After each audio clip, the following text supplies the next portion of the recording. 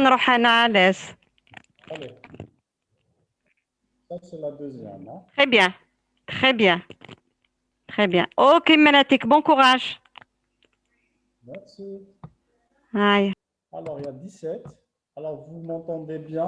Vous voyez la plaque?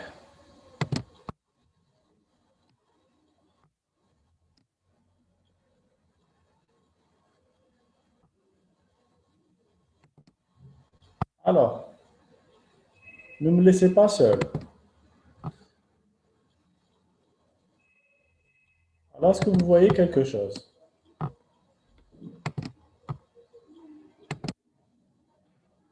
Vous êtes avec moi là? Oui, maintenant on voit le partage de l'écran. Excellent. Très bien. Très bien. Oui, parfait. Excellent. Très bien. Alors, néphrologue au CHU Mustapha. Je vais essayer de parler d'un motif de consultation, je pense à votre niveau, c'est l'insuffisance rénale. Donc, si on peut même résumer ça, c'est une élévation de la créatinémie. On a un bilan, il y a une créatinémie qui est élevée. Est-ce que c'est grave, c'est pas grave? Est-ce que c'est de l'aigu, du chronique? C'est vrai qu'on va essayer de faire la part des choses par rapport à ce motif d'urgence.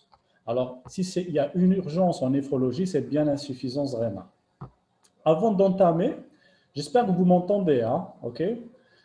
Si vous m'entendez, alors s'il vous plaît, vous m'envoyez un oui, ok? Vous m'envoyez un oui pour commencer, ok? Vous me confirmez ça.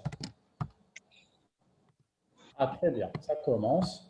Oui, le son est parfait. Les autres, s'il vous plaît, oui, oui, très bien. Ah, excellent. Là, je vais commencer. Donc, alors, on va essayer de faire un pré-test, ok? On va commencer par un pré-test. Et le pré-test, ça va, bon, on va essayer de dépoussiérer nos connaissances par rapport à l'insuffisance rénale. Alors, on va commencer par le premier QCM. C'est un QCM, ok, ça va être simple, n'ayez pas peur. Donc, on va commencer. Parmi les signes suivants, lesquels sont en faveur d'une insuffisance rénale aiguë fonctionnelle? Alors, je n'ai pas besoin que vous répondiez maintenant. Ça serait bien que vous preniez un stylo et une feuille et vous répondez aux questions au fur et à mesure. Et après, on répondra ça à la fin du cours. Ok? C'est à la fin du cours. Là, c'est plus pour voir nos connaissances avant et après. Donc, premier QCM, parmi les signes suivants, lesquels sont en faveur d'une IRA fonctionnelle, l'hypotension orthostatique, l'existence d'un pli cutané, une rétinopathie hypertensive au fond d'œil, la diminution de la taille des reins et la présence d'urine concentrée. Ça, c'est le premier. OK, c'est le premier QCM. Alors, le deuxième. Alors, non, non, ne me répondez pas, hein. Ah, pas de réponse. Je n'ai pas besoin de réponse actuellement. OK? Vous allez mettre ça dans votre calepin et on répondra tout à l'heure. S'il vous plaît. Alors, deuxième. Quelles sont les propositions exactes concernant la nécrose tubulaire aiguë? Il s'agit d'une cause. Alors, il s'agit d'une cause rare d'IRA organique. La protéinurie est constante. Les états de choc sont une des causes les plus fréquentes de NTA. Elle évolue en règle vers l'insuffisance rénale terminale. Et l'apport d'eau et de sel prévient la néphrotoxicité des produits de contraste iodé. Alors, ça, c'est le deuxième. Très bien. On passe au troisième. Parmi les critères suivants, lequel est le plus fiable pour différencier une IRA d'une IRC, une insuffisance rénale aiguë d'une insuffisance rénale chronique? L'hyperphosphatémie, l'anémie, l'hyperurécémie, la mesure de la taille des reins et l'existence de douleurs pelviennes.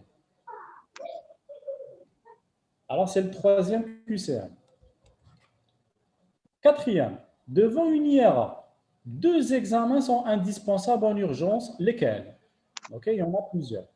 Alors, ECG, fond d'œil, frottis sanguin, échographie rénale et les tests hépatiques. Alors, il y a deux examens qui sont indispensables en urgence. Cinquièmement, quelle est la cause la plus fréquente d'IRA organique? IRA organique, quelle est la plus fréquente? HTA maligne, nécrose tubulaire aiguë, les vascularites rénales, la maladie des embolies, des emboles de cholestérol ou embolies de cholestérol, et la néphrite interstitielle aiguë allergique. Allez, j'espère que vous me suivez là. Sixièmement, devant l'IRA, quels sont parmi les signes suivants ceux en faveur d'une IRA obstructive? La présence de douleurs lombaires ou pelviennes, une hypotension orthostatique, un globe vésical, la présence d'urine concentrée et des antécédents de lithiase. Ça, c'est un questionnaire à choix multiple. Hein. Septièmement, parmi les signes suivants, lesquels évoquent une hyperhydratation extracellulaire, les œdèmes, l'hypotension orthostatique, la tachycardie, la prise de poids et l'augmentation de l'hématocrite. Ça, on verra, hein, on verra. Mais j'aimerais bien que, voilà, que j'ai un petit aperçu, et on verra après si on a retenu des choses, hein, quand même. Alors, huitièmement, parmi les signes suivants, lesquels peuvent être en rapport avec une hypercalémie?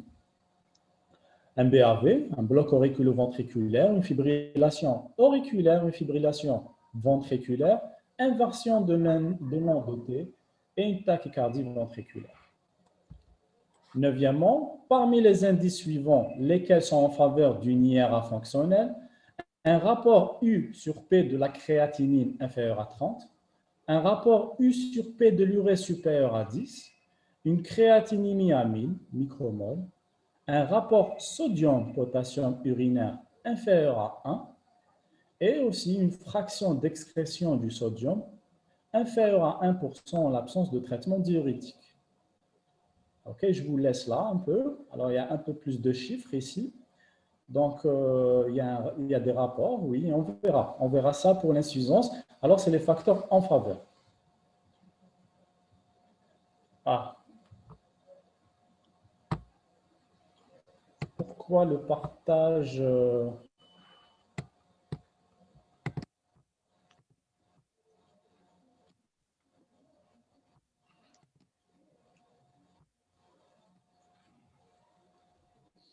Ok, qu'est-ce qui se passe? Donc, je pense l'écran là. Bon, je vais essayer de repartager. Ah, très bien.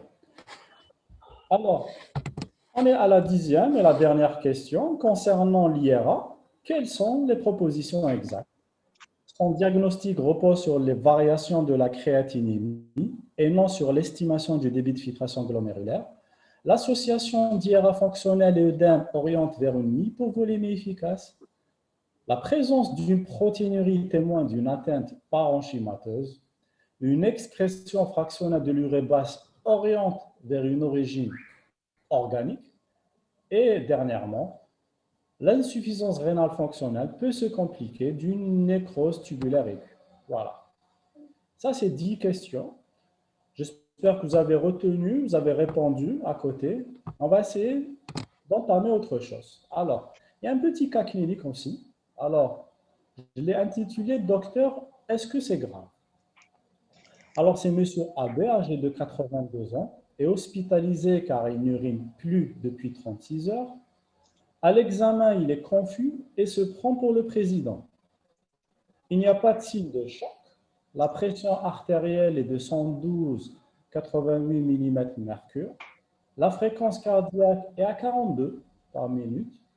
La température est de 37. L'auscultation cardio-pulmonaire retrouve quelques crépitants aux bases et il existe une matité sous-ombilicale. Voilà. Alors, on a quelques chiffres. Il y a des examens complémentaires sanguins. Alors, le sodium est à 135, un potassium à 7,6, des bicarbonates à 17, un chlore à 110, des protides à 64, une urée à 42, une hémoglobine à 14,2 pour quelqu'un qui a 82 ans, c'est bien, CRP à 2, une créatinine à 1600 micromoles, okay, on va essayer de convertir ça en milligrammes, et il a des troponines négatifs. La bandelette urinaire, on a l'impression qu'il n'y a rien, okay, donc sans leucocytes, protides, nétrites et négatifs. Voilà. C'est vrai que C'est un patient qu'on a l'habitude de recevoir au niveau des urgences. Et maintenant, il faut essayer de faire la part des choses. Et c'est vrai qu'on remarque qu'il y a une augmentation de la créatinine. Donc, on va essayer de, j'allais dire, disséquer ça tout doucement, essayer de ressortir avec un diagnostic.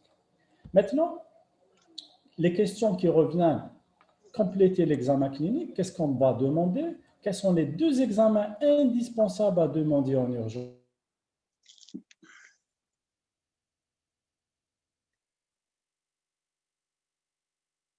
C'est lui.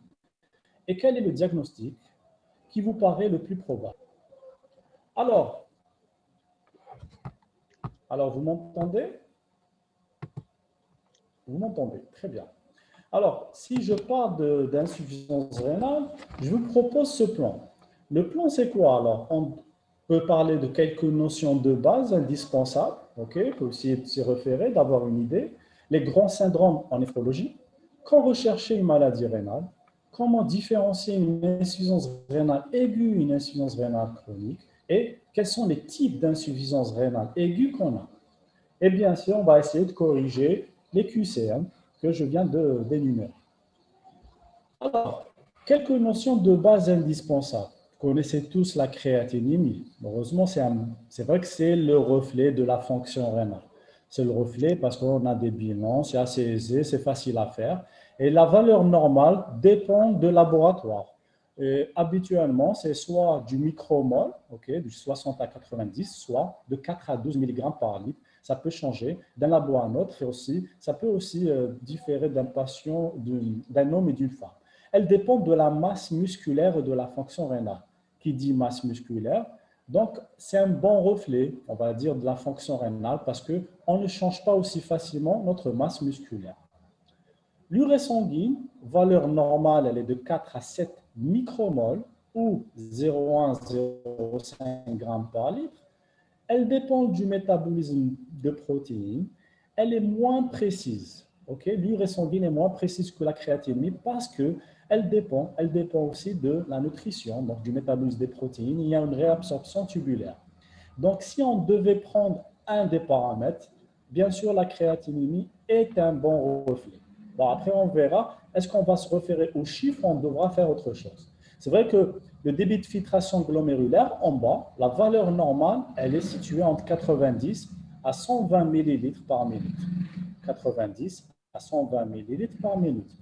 C'est vrai que maintenant, si on doit calculer le débit de filtration glomérulaire, on a énormément de formules. Vous voyez en bas. Alors, les formules de référence actuellement, c'est MDRD, CKD et PI.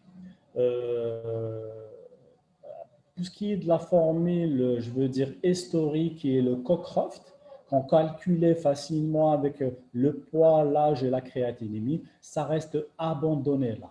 On a abandonné cette formule, on est passé au MDRD-CKD-EPI, et c'est vrai que c'est une formule facilement téléchargeable et ça va nous donner une estimation assez proche, une estimation assez proche du débit de filtration glomérulaire. Une autre notion qui revient, c'est la protéinurie. À quel moment on parle d'une protéinurie négative ou positive? Déjà, on a cette notion d'albuminurie. L'albuminurie est assez précoce que la protéinurie. Une albuminurie inférieure à 30 mg, elle est négative. Voilà. Lorsqu'on a une albuminurie qui dépasse les 30 mg ou les 300 mg par gramme, là, on parlera d'un autre stade et c'est le stade de la protéinurie clinique, qui doit être supérieur à 150 mg. Alors ça, c'est des chiffres, on les a, dans les labos, on les a, mais il faut toujours les retenir qu'une protéinurie supérieure à 150 mg par kilo, par 24 heures est positive. Et là, ce n'est pas normal, une protéinurie positive. Il faut rechercher pourquoi cette protéinurie positive. Peut-être c'est un début d'une souffrance rénale. Et donc, l'idéal, c'est de dépister ces protéinuries, surtout chez les sujets à risque. On y reviendra tout à l'heure. Quels sont les patients où on est obligé de dépister? Alors, là, pour l'hématurie, c'est 10 puissance 4 par ml. Et la leucocyturie, qui est en faveur d'une infection urinaire, la plupart du temps, c'est 10 puissance 4 aussi leucocytes par ml. Alors, si on doit définir l'insuffisance rénale, alors comment on peut la définir? C'est vrai que si on définit l'insuffisance rénale, c'est un débit de filtration, donc on le calcule, il est inférieur à 60 millilitres par surface corporelle. Indique une insuffisance rénale indiscutable. Quand c'est compris entre 60 à 89, ben là, on parle de maladie rénale. On n'emploie pas le terme d'insuffisance rénale, mais il y a un truc qui est très important, c'est la notion de temps. Lorsqu'on a une créatinémie qui est élevée, une créatinémie qui est élevée et qui dépasse les 3 mois, il y a 3 mois, 6 mois, il y a une créatinémie élevée, là, on parle plus d'insuffisance rénale aiguë, mais on parlera de chronicité. Okay. Et là, déjà, on commence à faire la différence entre les deux. Si on a des antécédents de créatinémie élevés au-delà de 3 mois, voire plus, ben là, on parlera d'une insuffisance rénale chronique. Et c'est vrai qu'il y a, en plus de cette clearance qui est un peu basse, de marqueurs d'atteinte rénale. C'est quoi les marqueurs d'atteinte rénale? Ben, on a une protéinurie et une hématurie, une leucocyturie persistante. Il y a toujours cette protéinurie alors qu'il a une clearance qui est bonne. Donc, en fait, quand c'est un patient à haut risque rénal, pas au risque vasculaire, mais à haut risque rénal. Aussi, il y a des anomalies morphologiques de l'appareil urinaire. Et tout ça nous indique que voilà, il faut faire attention à ces patients. C'est des patients qui peuvent aller vers l'insuffisance rénale ou qui sont prédisposés à faire de l'insuffisance rénale aiguë. C'est vrai que là, on n'est pas encore dans l'urgence. J'essaie de faire le b.a.-ba, le princeps, la base de la néphrologie, avec quelques définitions. Alors, quel est le premier message? Le premier message, aucune des formules d'estimation du débit de filtration glomérulaire, donc MDRD, CKD-EPI, ne doit être utilisée en cas d'insuffisance rénale aiguë, puisque production musculaire et élimination de créate ne sont pas à l'équilibre. Ça, c'est très, très important. Alors, je répète, lorsqu'on a une IRA, il a une créatinémie un peu élevée, et aussi, il n'avait pas d'antécédent de créatinémie. Là, on est obligé, là, on ne peut pas estimer le débit de filtration glomérulaire. Ça, c'est une faute. On estime un débit de filtration glomérulaire lorsqu'on a une insuffisance rénale chronique.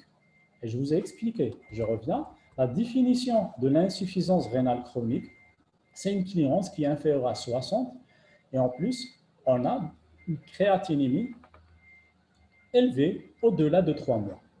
Donc, en cas d'IRA, on ne calcule pas le débit de filtration glomérulaire. Ça, c'est super important. Alors, autre chose, on va parler un peu de structure. Alors, on connaît tous ce néphron. Le néphron, c'est l'unité fonctionnelle du rein.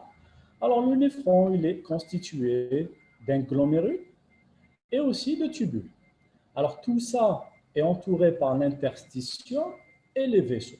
Voilà. Donc, si on doit retenir 4 structures au niveau du néphron, il y a premièrement le glomérule, deuxièmement les tubules, alors tubules proximal, l'anse de Henle, distal et collecteur.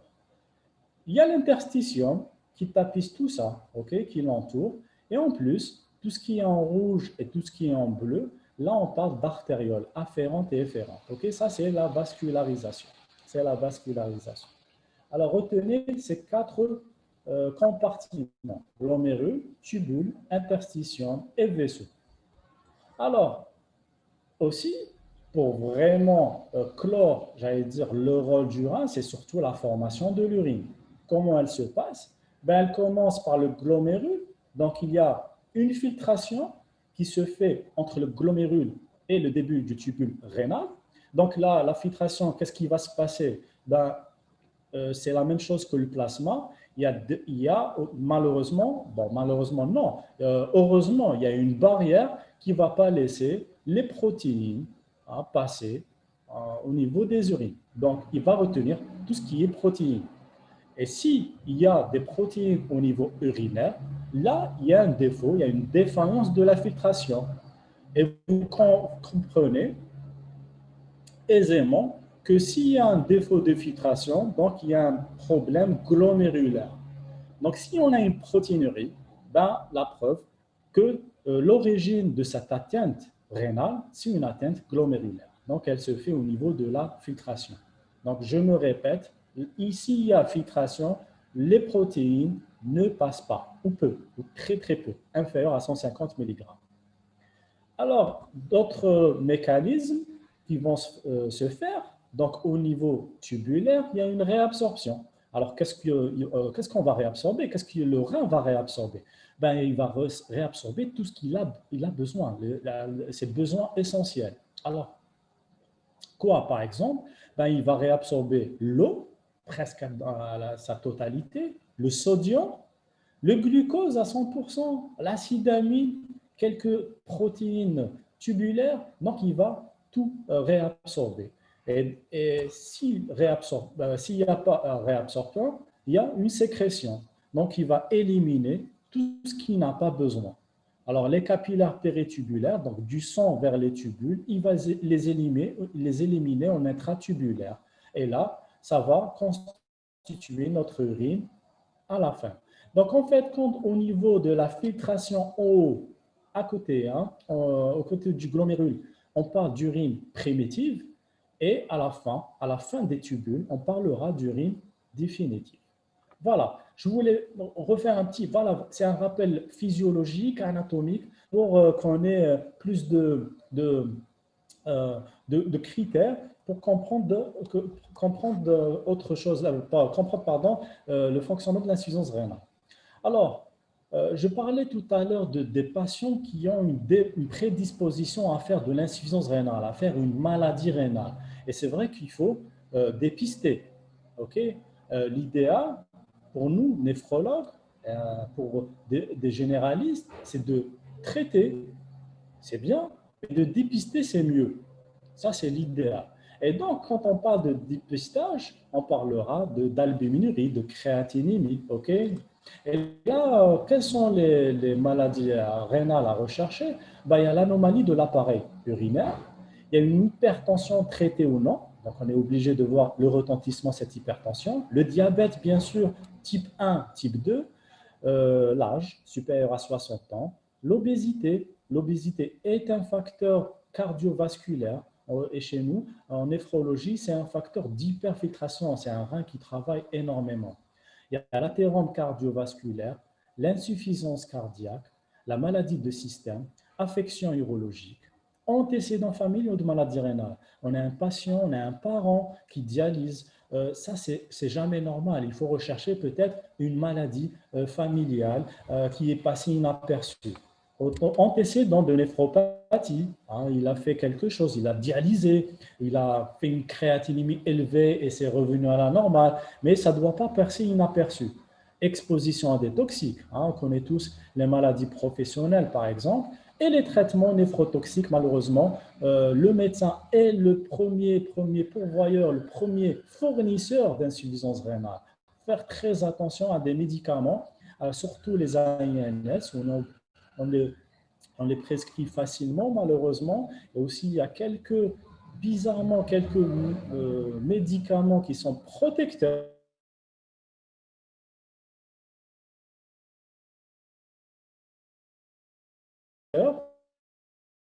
mais qui sont toxiques à la fois. Par exemple, on y a et les arabes.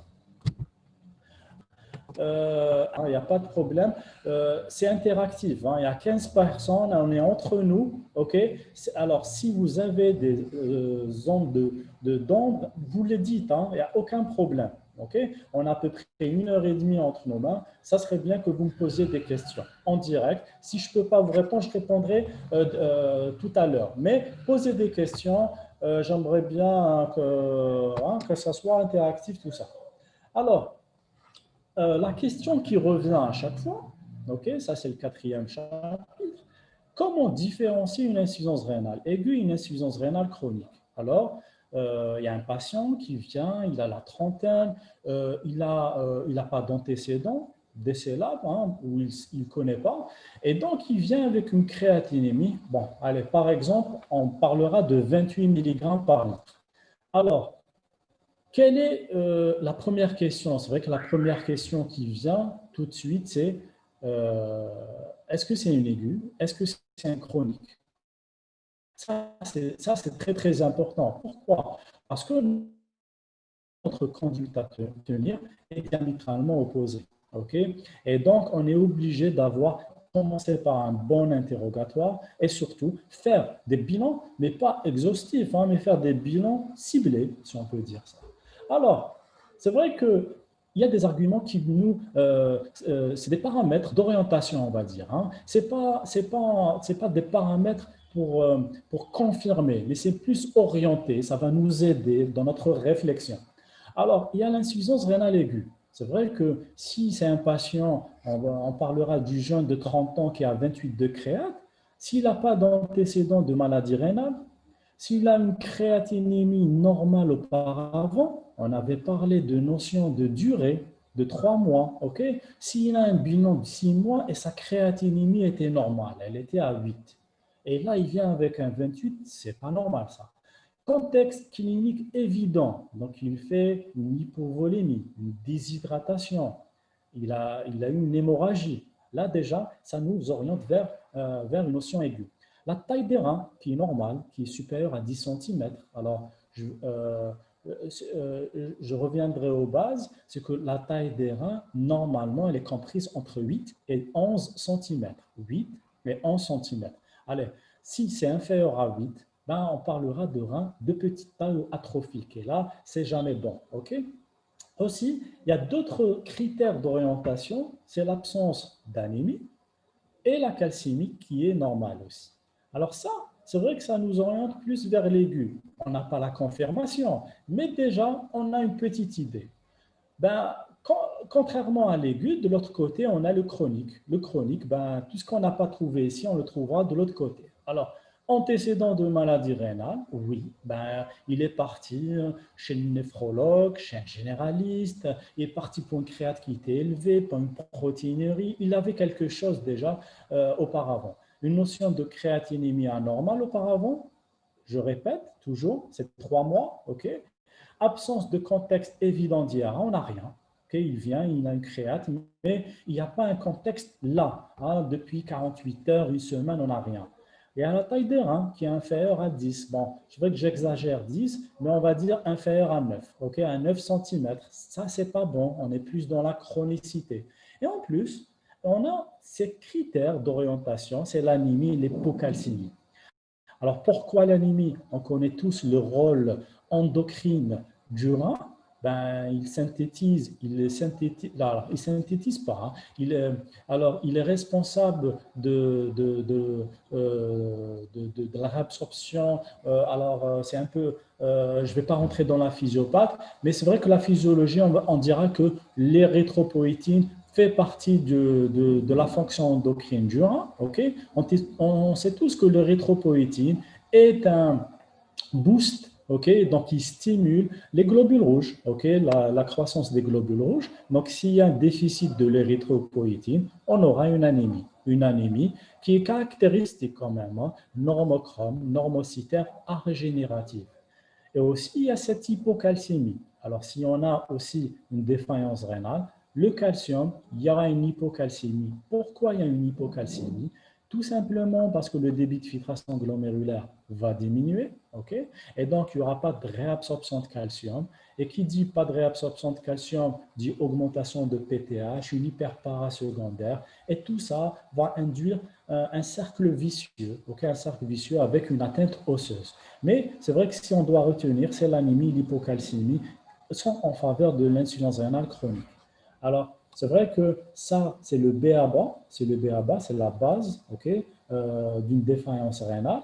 Mais n'oubliez pas un truc très important. Limite, c'est médico-légal, ça. Hein, okay? Devant une créatinémie qui est élevée, on est obligé de faire une échographie rénale. L'échographie rénale est systématique, obligatoire. C'est une erreur professionnelle si on ne fait pas une écho devant quelqu'un qui fait une élévation de la créatinémie. Donc, faites très attention, une échographie. Déjà, c'est une obligation pour éliminer beaucoup de choses, on va y arriver. Et surtout, je veux dire, c'est médico-légal tout ça.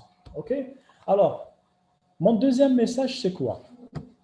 Alors, meilleur marqueur pour différencier une IRA d'une IRC, ben, j'ai insisté sur l'échographie rénale, bien sûr, et un dosage antérieur de la créatinémie. Ça veut dire si on doit retenir ces deux paramètres, on retiendra tout. OK? Donc, échographie rénale, c'est une obligation, OK? Et aussi un dosage antérieur de la créatinine. Je me répète, mais une échographie rénale systématique devant toute élévation de la créatinine. Est-ce que c'est clair pour l'instant? Est-ce que c'est clair? Allô, professeur. Oui? L'échographie, on le demande en urgence, hein.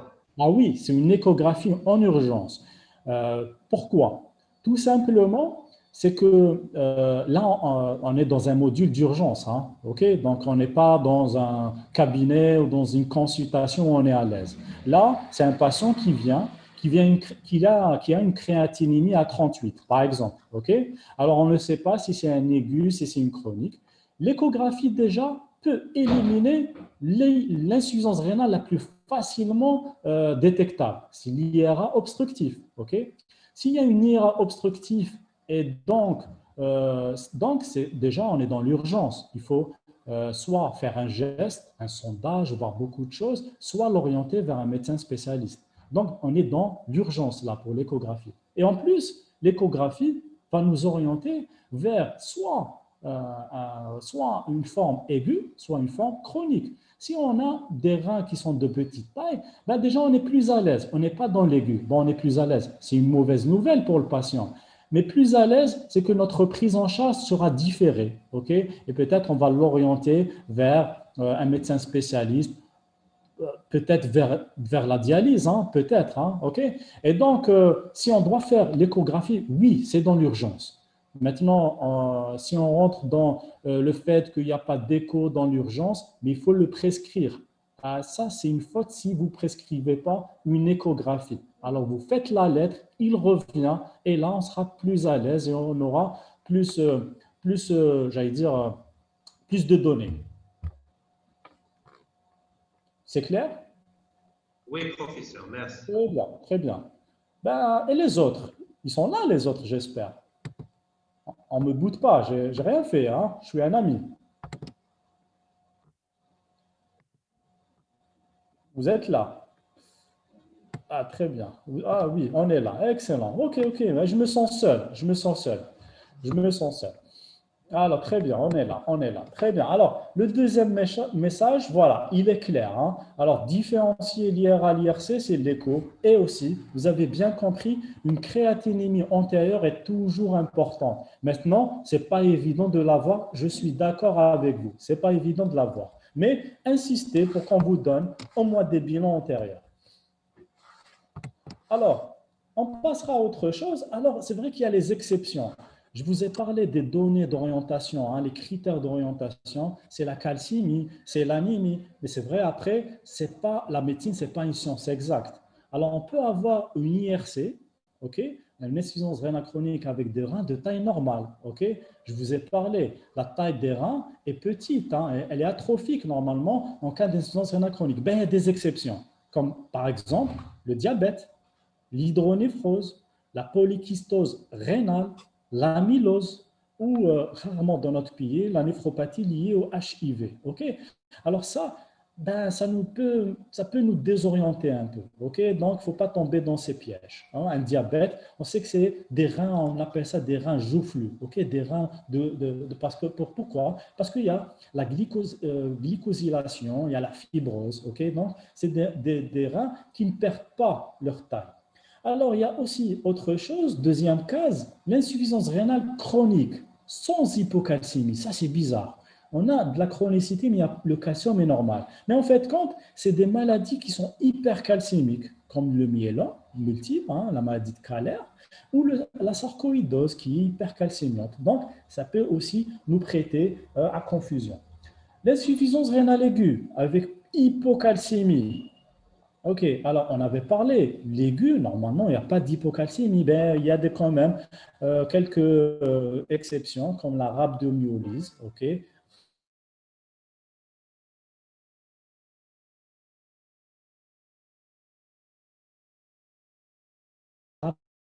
rhabdomyolyse, c'est quoi? C'est une lyse cellulaire, rhumatisme, on le voit, forme de lyse tumorale, c'est chimiothérapie.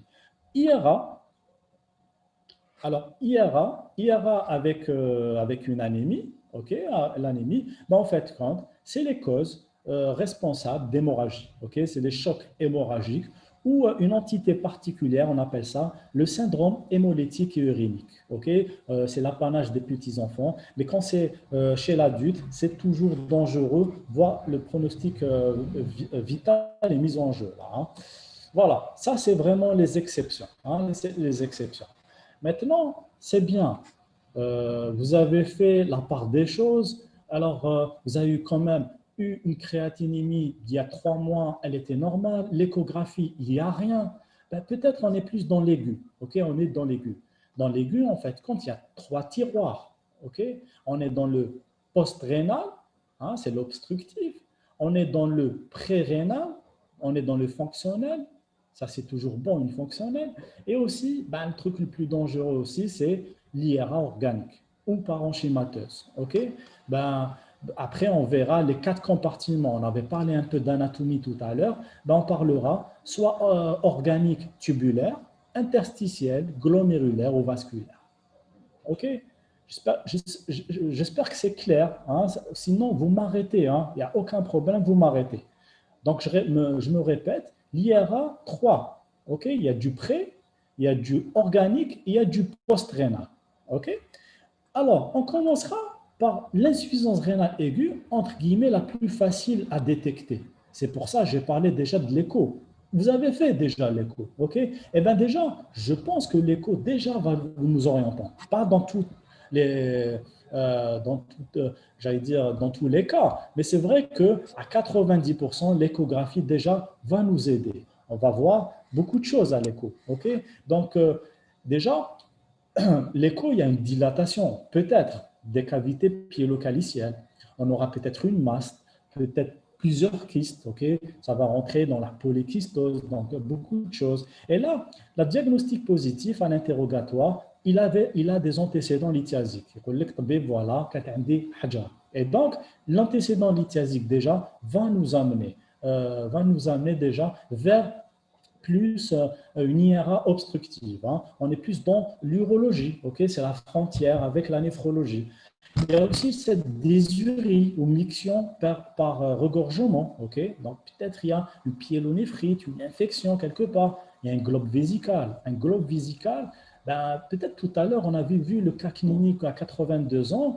Peut-être il avait un globe vésical, il n'avait pas uriné. On va essayer de l'examiner, on va voir. Qui dit globe vésical, peut-être il y a un obstacle quelque part. À 82 ans, par exemple, on pense à une tumeur. Hein. Sensibilité des fosses lombaires, donc cette douleur, et c'est vrai que c'est un motif de consultation, la douleur.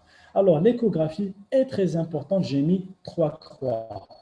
Le diagnostic étiologique guidé par les touchés pelviens, c'est vrai qu'un toucher pelvien est très important. Alors, il y a l'obstacle sous-vésical, tumeur pelvienne, prostate, et l'obstacle sus-vésical, tumeur lithiase bilatérale. Tout ça, c'est vrai que est-ce qu'on peut traiter ça en urgence? Non, je suis d'accord avec vous, on ne peut pas traiter. Mais déjà d'avoir une orientation, le patient a une orientation. Vous avez pu déjà démasquer cette insuffisance rénale et l'orienter. Voilà, toi, tu es un patient d'urologie, ok? Et donc, 38 à tenir, c'est vrai que voir avec l'urologue. Pourquoi? Parce que cette insuffisance rénale aiguë obstructive est déjà réversible, mais c'est vrai que si on tarde, on a vu malheureusement des tumeurs vésicales qui passent déjà avec cette maladie qui est affreuse, avec les méta peut-être, il passera aussi vers la chronicité, parce que si on ne règle pas le problème rénal, ben, il va devenir organique, et là, en plus de sa maladie, il dialysera. Ok? Donc, je pense que le généraliste est, et je suis pas, je le pense, je suis persuadé que c'est la clé d'un dépistage, la clé pour diminuer ce phénomène d'insuffisance rénale chronique. C'est affreux le nombre de patients où on pouvait éviter cette insuffisance rénale. On appelle ça l'insuffisance rénale évitable. Et il y en a plein. Il y en a plein. Donc la plus facile à éliminer, entre guillemets, hein, la plus facile, mais déjà éliminer une IRA obstructive. Alors, troisième message, Éliminez toujours en premier une IRA obstructive. Voilà. Pourquoi? Parce qu'il y a un risque de sepsis sévère, parce que déjà le pronostic vital est mis en jeu aussi. C'est un pourvoyeur aussi d'insuffisance rénale chronique. Le diagnostic d'IRA obstructive repose sur l'échographie. Vous avez remarqué que j'insiste pour l'échographie rénale. Alors, est-ce que vous avez déjà retenu quelque chose là? Est-ce que vous avez retenu? Je vais m'arrêter. Vous êtes là, vous êtes avec moi. Je parle tout seul.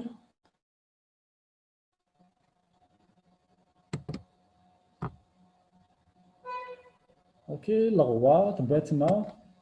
J'espère que vous m'entendez là. Vous m'envoyez un message, un texto.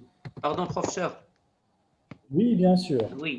Je pense pour tant que urgentiste, il est préférable de traiter les conduites à tenir en urgence. Par exemple, décider de la dialyse ou l'orienter après, c'est-à-dire en référent. Alors, j'y arrive. Vraiment, j'y arrive. OK? Ok. Vraiment, j'y arrive. Donc, on parlera vraiment d'urgence. OK? Voilà. Il n'y a aucun problème et aucun souci. Merci. Alors, pour ce qui est d'IRA fonctionnelle, c'est vrai que de l'IRA fonctionnelle correspond à l'hypovolémie. Elle est vraie ou efficace. OK? Donc, la plupart du temps, c'est la nécrose tubulaire aiguë qui revient. OK? Donc, c'est l'hypovolémie vraie, déficit en sel. OK? Et on a l'hypovolémie efficace. C'est la situation où il y a beaucoup d'œdème. Et dans tous les cas, tout ça, c'est réversible. OK?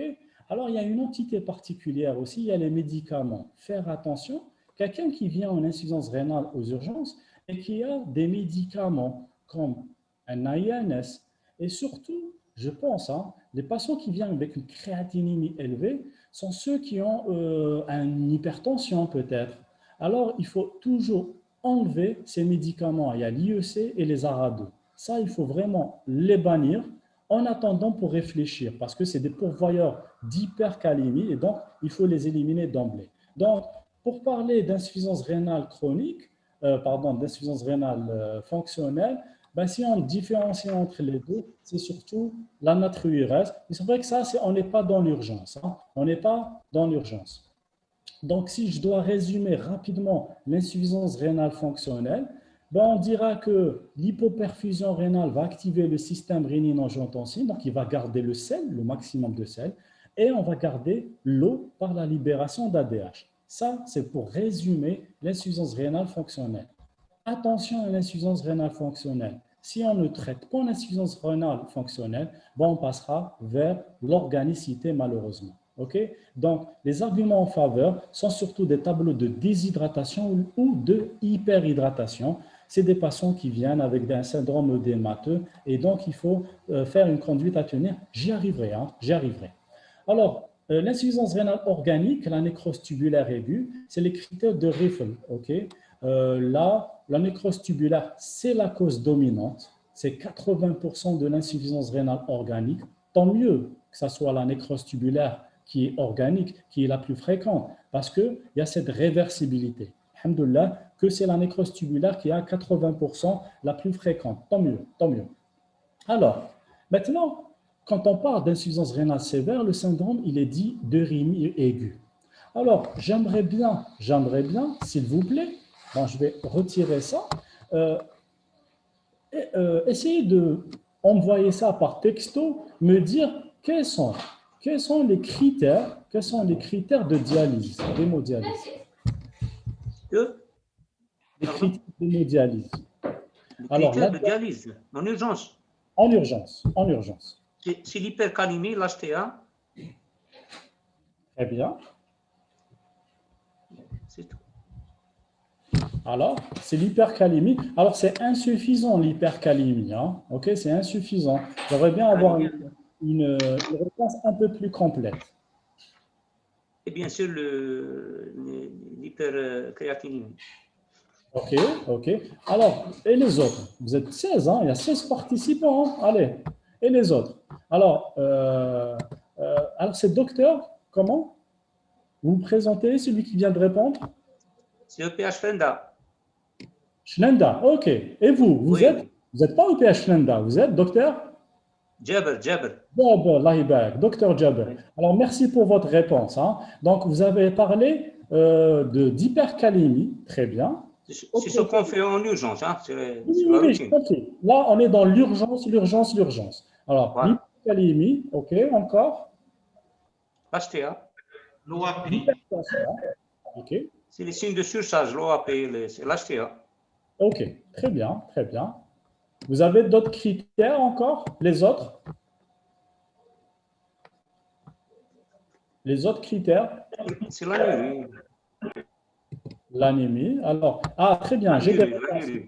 Excellent, je commence à avoir des réponses. Alors, il y a l'hyperuricémie, une créatinine. Alors, hyperuricémie, j'aimerais bien avoir le chiffre, hein, parce qu'une hyperuricémie, ça peut aller, une hyperuricémie, c'est supérieur à 0,5. Hein. Donc, qu'est-ce que vous voulez dire par hyperuricémie? Déjà, une créatinémie élevée, mais à combien?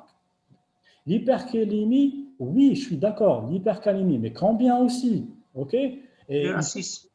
OK, vous dites à 6, très bien. OAP, mais OAP, si je Signe comprends, de surcharge. œdème aigu pulmonaire, oui, mais est-ce qu'un OAP, vous le dialysez rapidement? Est-ce que vous le dialysez immédiatement? Non, non, c'est diurétique. Et OK, OK. Alors, il y a aussi d'autres critères, on m'en voit là. C'est une créatinémie supérieure à 100, OK. Une anurie, oui, s'il y a anurie. Alors, bravo, voilà, ça c'est mieux. C'est un OAP avec anurie, ça c'est très important, ou ne répondons pas au traitement usuel. Par exemple, Docteur Jaber, vous voulez le dire, c'est le Lasix, le diurétique de Lens. Voilà, bravo, bravo. Alors les autres, qu'est-ce qu'ils ont, ils ont répondu aussi? Oui, oui, oui. OAP pour Botch-Bridge, hypercalémie. Très bien, très bien, très bien, très bien. Alors, il y a d'autres critères. Je vais en parler, ok? Je vais en parler. Alors, quels sont les critères? C'est vrai que les critères d'urinée aiguë, ben c'est surtout, c'est quoi? Alors, c'est les rétentions azotées. C'est que, entre guillemets, c'est les déchets. Okay? C'est l'accumulation de déchets parce que le rein ne va pas faire son travail d'épurateur, okay? De nettoyeur, si on peut dire ça. Et donc, il y a une créatinémie qui est élevée, une urée sanguine qui est élevée, une urécémie, l'acide urique qui est élevé, une hypercalémie. Donc, tout ce qui pouvait réabsorber, tout ce qui pouvait éliminer au niveau urinaire, donc ça s'accumule. Et donc, ça donne des choses pas très bonnes, hein, donc pathologiques, physiopathologiques. Il y a l'hyperhydratation intracellulaire, extracellulaire, globale, l'acidose métabolique, l'hypocalcémie, l'hypercalcémie, ça on y reviendra, la thrombopénie. Maintenant, quand on voit cette physiopathologie, on va ressortir avec des critères d'urgence. Alors, c'est vrai que s'il y a critères d'urgence sur plan biologique, il y a l'hypercalémie. Ça, c'est indéniable. Alors, l'hypercalémie, c'est vrai que j'ai entendu Dr Jaber dire 6 mecs oui, par litre. C'est vrai qu'on peut prendre en considération que 6 mecs est grave, mais c'est surtout les hypercalémies avec des signes électriques. Ça, c'est très important. Ça doit pas avoir, j'allais dire, une dialyse. Si un néphrologue accepte une dialyse, il doit voir ces signes électriques. Alors, euh, avant de commencer une dialyse, ben, il y a le traitement médical. Et le traitement médical, on commencera. Et s'il y a des signes électriques, c'est vrai que le traitement médical va nous laisser un peu le temps pour mettre un cathé, la plupart du temps. Okay, vous êtes urgentiste, de mettre un cathéter. Et donc, on aura le temps au moins de protéger cette membrane qui est super excitée, qui est hyper excitée. Et donc, on fera notre dialyse. La dialyse avec l'hypercalémie, c'est quoi? Une demi-heure suffit pour nettoyer. Ok, c'est magique. Et c'est vrai qu'avoir un centre d'hémodialyse à côté, c'est l'idéal. Alors, hypercalémie pour biologique, je suis d'accord, mais il faut rajouter avec signe électrique. Deuxièmement, il y a l'urée. Alors, l'urée sanguine, sur le plan théorique, hein, si vous voyez vos manuels thérapeutiques, l'urée doit être supérieure à 2,4 grammes par litre. 2,4 grammes par litre. au-delà, c'est vrai qu'on est obligé de le dialyser parce qu'on retrouve dans le coma urémique. Et on appelle ça, il y aura des signes neurologiques, des vomissements, et on appellera ça l'encéphalopathie urémique. Là, on est dans l'obligation de dialyser. Alors, pour ce qui est de la créatinémie n'est pas un critère de dialyse. Ok? C'est plus un critère de suivi. C'est un critère lorsqu'on est dans la chronicité, voilà, pour voir, pour calculer. Mais si on a une créatinémie à 100, à 150, à 200 mg, c'est vrai que ça fait peur, mais ce n'est pas un critère d'urgence. Le critère d'urgence, c'est l'urée. Si on a un 300 mg, une urée à 1, ben on peut temporiser pour la dialyse. La créatinémie n'est pas un reflet d'urgence. Aussi, autre chose, il y a l'hyperhydratation. Vous avez tous parlé d'OAP, bravo. L'œdème aigu pulmonaire est une indication de dialyse. Mais soit c'est un OAP qui ne répond pas au traitement. Ça veut dire on a tout donné. On a essayé de diminuer cette tension artérielle, on a donné des diurétiques. Alors, le seul diurétique qu'on peut donner, vous connaissez tous, c'est le diurétique de Lens. Les autres sont contre-indiqués. On ne donne que le diurétique de Lens. Maintenant, quand vous donnez le diurétique de Lens, alors il ne faut pas être timide. Hein. Ce n'est pas du 40, du 80. Alors il faut y aller. Hein. C'est du 250, du 500. Nous, on n'a pas peur de ce diurétique parce qu'il faut éliminer l'eau en plus. Mais en plus, le diurétique, il va nous aider à éliminer le potassium. Ok? N'oubliez pas. Et là, il est hypocalémiant, le diurétique. Alors, le seul souci, la seule barrière pour le Lasix, pour le furosémide, pour l'anse de Henle, c'est la tension artérielle. C'est vrai que si on a une hypotension, c'est toujours difficile de donner de fortes doses de ce médicament. Autre chose, aussi, alors vous avez parlé de l'anémie. Okay. Alors, une anémie sévère, oui, c'est une indication de dialyse lorsqu'on a une créatinémie, une urée élevée. C'est qu'on ne peut pas transfuser patient qui est en IRA, okay? En IRA, surtout avec une hypercalémie, parce que ça va aggraver l'hypercalémie. La transfusion va aggraver l'hypercalémie et l'idéal, c'est de dialyser en paire. On appelle ça dialyser, transfuser en paire dialyse. Okay? Ça, c'est l'idéal, de transfuser en paire dialyse. Autre critère, c'est l'acidose. Une acidose sévère qui n'a pas été jugulée par des traitements aussi. C'est un facteur de dialyse. L'acidose métabolique est un facteur de dialyse.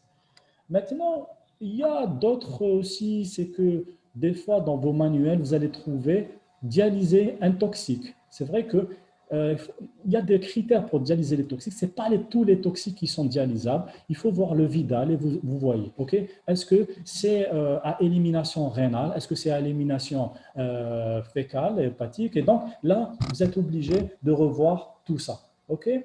Donc, après, il y a d'autres critères. Alors, c'est des critères extranéphrologiques. Par exemple, il y a aussi l'hypercalcémie. L'hypercalcémie, vous connaissez tous le myélome multiple, par exemple. Okay? Il vient un patient avec une hypercalcémie. Alors, l'hypercalcémie, c'est de l'ordre de 130, 135, 140. Alors, vous avez essayé de donner des diurétiques, mais hop, il est anurique. Ah, pour le diurétique, quelqu'un qui est anurique, on ne va rien faire avec. Et là, c'est une indication de dialyse. Pourquoi c'est une indication? Une hypercalcémie peut donner des troubles métaboliques, okay? Des troubles neurologiques. C'est le facteur de risque vital qui est mis en jeu. Donc, l'hypercalcémie fait partie aussi d'indications d'urgence.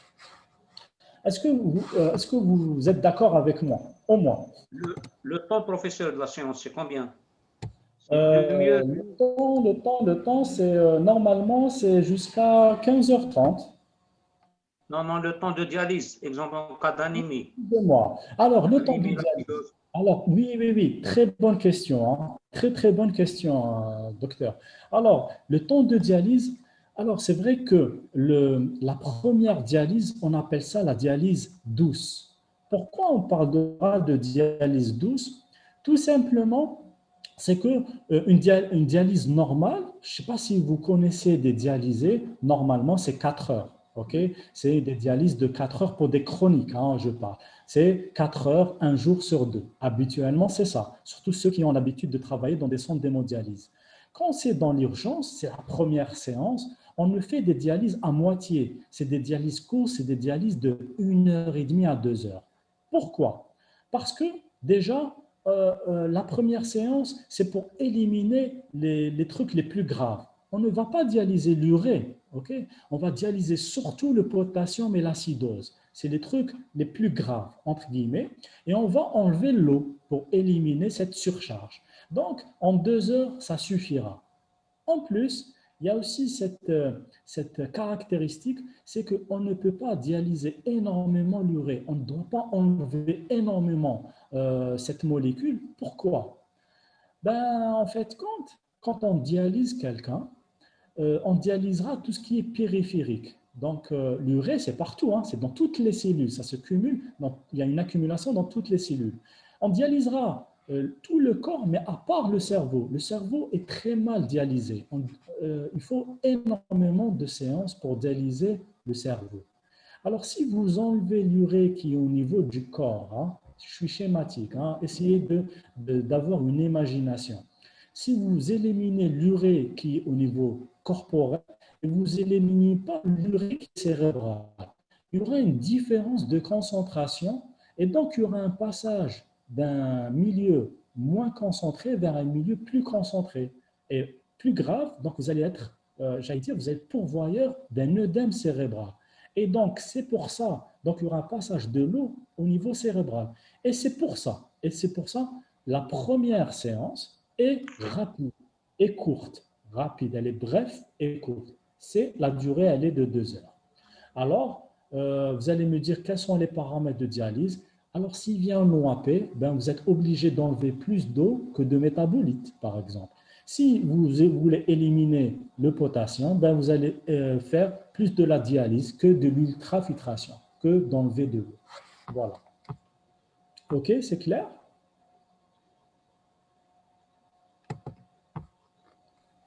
Oui, professeur.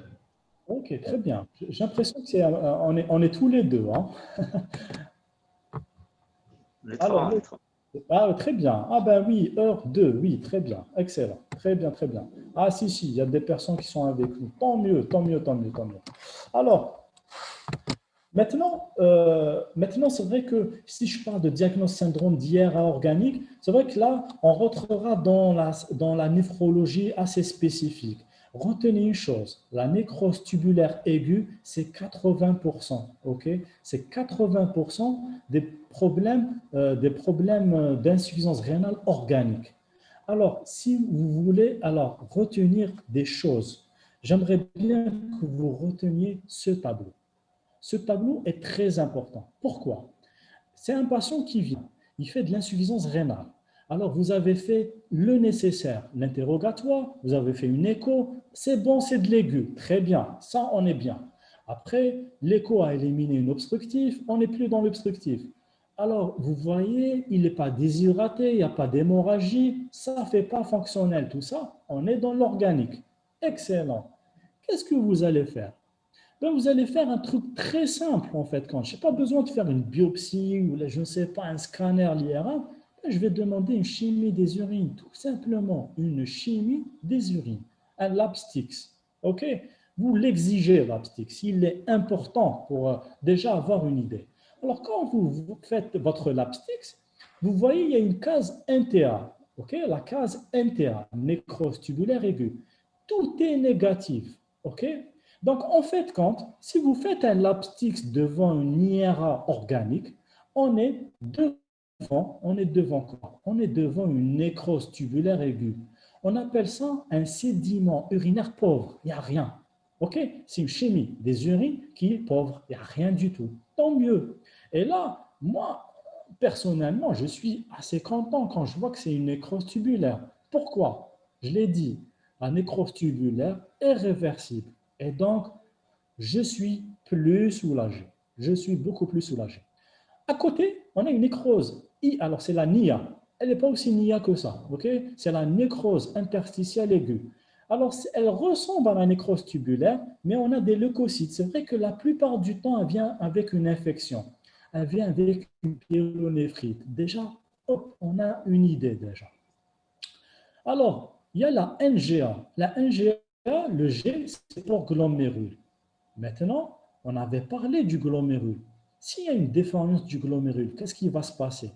Là, il y aura des protéines, il n'y aura plus de filtration. Donc, déjà, la chimie des urines va nous orienter vers une glomérulaire. Pourquoi? Il y aura une croix, deux croix, trois croix de protéines. Et là, hop, là, c'est bon. Là, on se dit, on est plus dans le glomérulaire. Et là, peut-être, il faut rechercher et là, orienter. OK? Orienter pour faire une biopsie. Vous allez parler tout à l'heure de l'hypertension. Alors, l'hypertension, quand on fait, normalement, quand c'est d'origine vasculaire, une hypertension maligne, par exemple, ou là, un CHUC, comme tout à l'heure, c'est le syndrome hémolytique et urémique. Là, qu'est-ce qu'on va trouver? On va trouver quelqu'un qui a de l'hypertension très, très élevée. Et aussi, on a de l'hématurie, un peu de sang. Okay? Là, c'est vrai que ça va nous orienter vers le vasculaire. Pour revenir à la personne qui avait parlé d'hypertension comme un critère de dialyse. Non, l'hypertension n'est pas un critère de dialyse. Okay? Alors, peut-être l'hypertension est la cause d'un OAP. Okay? C'est la cause d'une surcharge. Mais en dialysant, en fait, contre la surcharge, on ne dialysera pas l'hypertension. Heureusement, pour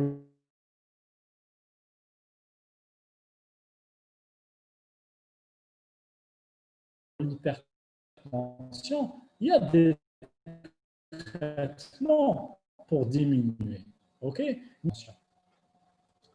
Les nécroses, surtout, alors oui, les étiologies des nécroses tubulaires aiguës, c'est les états de choc, c'est les causes toxiques, rhabdomyolyse, précipitation intratubulaire. Là, je ne vais pas bonsoir tout le monde. Ah, c'est alors, le pH, le BID, vient de nous rejoindre. Oui, le pH, le BID. Très bien. Donc, étiologie des NTA. Alors là, je vais passer. Il faut se souvenir que tout ce qui est glomérulaire, je parle d'IRA, glomérulaire, il y a des protéines au niveau de votre lapstix. Interstitiel, il y a des leucocyturies. Okay? Donc, on est plus devant une infection, devant une pyélonéphrite.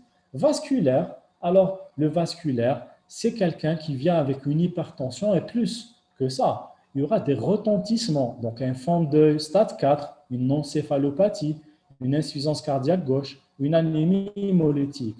Mais c'est vrai que là, on a dépisté l'insuffisance rénale. Maintenant, qu'est-ce qu'on doit faire? Quelle est la conduite à tenir? Traiter la cause. Tout ça, c'est pour nous orienter vers une cause. Mais en fait, compte, l'urgence de dialyse, elle est bien établie. On vient de le dire pour les critères de dialyse. Pour les critères de dialyse. Donc, si on doit retenir un cinquième message, la principale cause d'insuffisance rénale organique, alors qui dit organique, c'est vrai qu'on n'est pas loin de l'épuration extra-rénale, de la dialyse, c'est la nécrose tubulaire aiguë. La plupart du temps, c'est un tableau de choc. C'est que c'est malheureusement, c'est une IRA fonctionnelle qui n'a pas été traitée, qui a été négligée et qui s'est transformée en IRA organique. Et aussi les toxiques. Alors, les produits de contraste iodé, ça mais vraiment, c'est la hantise. C'est notre hantise, nous, néphrologues. Pourquoi? Pourquoi le produit de contraste iodé est une hantise pour moi? Pourquoi on a toujours peur de ce produit de contraste iodé, s'il vous plaît? Alors, produit de contraste iodé. Produit de contraste iodé. Alors,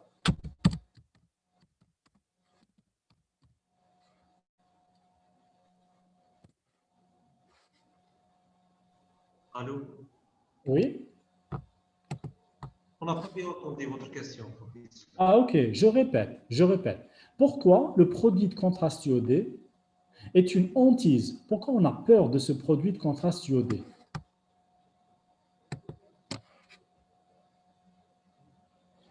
Alors, j'ai des réponses ici.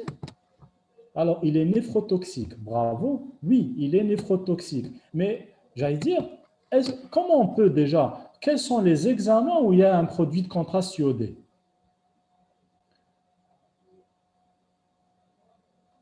On va le prescrire. Sûrement, il y a des examens. OK? Par exemple, oui, Urea. excellent. Alors, il y a des réponses ici, bravo. Ben, déjà, il y a le scanner, le TDM, très bien. TDM, scanner avec produit de contraste iodé, malheureusement, on est obligé d'injecter un produit de contraste iodé. Là, malheureusement, pas dans les hôpitaux, hein, je pense, mais dans des structures privées, oui, docteur Gouir, UCR, bravo, bravo. Alors, dans les structures privées, on ne demande pas une fonction rénale, malheureusement. OK? Et donc, on est là, on vient, on met un scanner, on met un produit de contraste iodé, et là, c'est la catastrophe. Je dirais dans notre pays, le plus grand pourvoyeur d'insuffisance rénale aiguë, c'est l'injection de produits de contraste iodé et les INS. Okay? Ça, c'est les deux grands problèmes. Okay? Et donc, en fait, quand c'est provoqué, c'est iatrogène. Alors, à quel moment on demande un produit de contraste iodé? Un scanner, okay? Un scanner avec produit. Alors, pour nous, on a un service de cardiologie juste à côté, c'est les coronaro. Les coronaro avec produit de contraste iodé, ça aussi, c'est un problème. C'est des patients qui ont 70 ans, diabète, hypertendu, et on leur met un produit de contraste. Ça, c'est le cocktail. C'est le cocktail explosif. Alors, est-ce qu'on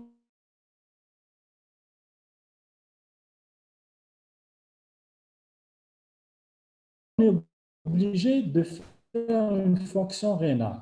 Oui, on est. Alors, est-ce qu'il y a des concurrences qui est basse, hein, une concurrence qui ne donne pas? OK, c'est clair. Ah, bravo, bravo, docteur Gouer. Hein, je vais lire votre réponse. Donc, je répète, lorsque la clearance est inférieure à 30, on ne donne pas, on ne prescrit pas un produit de contraste iodé et on passera à une autre imagerie, par exemple l'IRM. OK, on écrit, voilà, c'est une contre-indication et on passera à l'IRM. L'IRM est devenue de plus en plus performante. Alors, pour l'IRM, il y a un produit qu'on appelle le gadolinium. Alors, le gadolinium n'est pas toxique pour les reins. Je répète, le gadolinium n'est pas toxique pour les reins. Ça, on est à l'aise par rapport au gadolinium. Alors, il y a le scanner, il y a la coro, il y a l'UCR. Je ne sais pas qui a répondu, il m'a demandé, oui, l'UCR aussi est pourvoyeur d'insuffisance rénale. Et donc, si quelqu'un a une clearance à 30, on a dit c'est une contre-indication.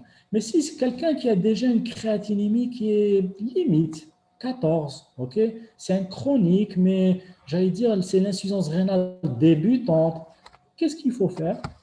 J'ai vu une réponse ici je crois que c'est docteur Guirec, je ne sais pas si je le prononce, désolé. Alors, c'est réhydrater le patient, bravo. Réhydrater avant, pendant et après le geste. Ça, c'est très important. Ok? Ça, c'est très important. Ça, c'est pour préparer nos patients parce qu'on sait que le produit de contraste est une catastrophe. Autre chose, les aminosides. Aminosides, la gentamicine. Alors, la gentamicine, on connaît tous le risque de toxicité. Alors, bizarrement, lorsqu'on fait une pyélonéphrite, l'aminoside fait partie de notre traitement, de la bithérapie. Mais il faut adapter les doses par rapport à la clearance. Okay? La clearance, on en avait parlé, estimée par des formules, plus le Cockcroft. Hein? Le Cockcroft, ça y est, c'est abandonné. Maintenant, c'est l'MDRD, CKD et PI. Et aussi, donner une dose, une monodose. On ne donne jamais 2 doses par jour. Okay? Donc, si on doit donner, c'est donner une dose unique. Et en plus, ça va être aussi une cure de courte durée, qui veut dire 4 à 5 jours maximum. Ça, c'est les aminosides. Aussi, la chimiothérapie. La chimiothérapie aussi est pourvoyeuse. Et bon, maintenant, c'est vrai que je suis au CHU Mustapha. On a la CPMC juste à côté avec un service d'oncologie assez ancien avec de l'expérience. Ils ont l'habitude d'adapter les doses. Hein. Mais c'est vrai que même des fois, en adaptant les doses, on a de mauvaises surprises. Voilà. Donc, si on parle d'organicité, c'est la nécrose tubulaire aiguë, tant mieux, on peut avoir une réversibilité sans dialyse, déjà, ça c'est une bonne chose. Si quelqu'un fait une IRA avec une duresse conservée, c'est encore mieux, on le réhydratera, ok, au fur et à mesure.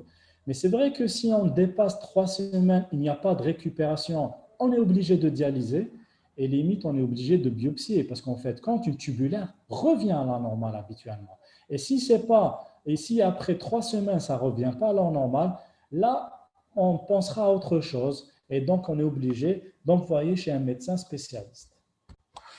Voilà. Alors, on revient pour notre cas clinique. Okay, le cas clinique, c'était M. Abbé, âgé de 82 ans. Il est hospitalisé car il urine plus depuis 36 heures. À l'examen, il est confus et se prend pour le président. Il n'y a pas de signe de choc. La pression artérielle est de 112,88. La fréquence cardiaque est à 42 par minute et la température est de 37. L'auscultation cardio-pulmonaire retrouve quelques crépitants aux bases et il existe une matité sous-ombilicale. On en avait parlé tout à l'heure. Alors, l'examen complémentaire sanguin, alors le potassium, vous avez tous remarqué que le potassium était un peu élevé, il est à 7,6. Il y a une bicarbonatémie qui est un peu basse, ok? Une urée un peu élevée, une créatinine très élevée quand même, ok? Une CRP qui paraît normale, elle est à 2, ok? Et la bandelette urinaire, elle est négative. Alors, quels sont les examens à donner cliniques et quels sont les 2 examens indispensables à demander en urgence, à votre avis? Alors, aidez-moi un peu.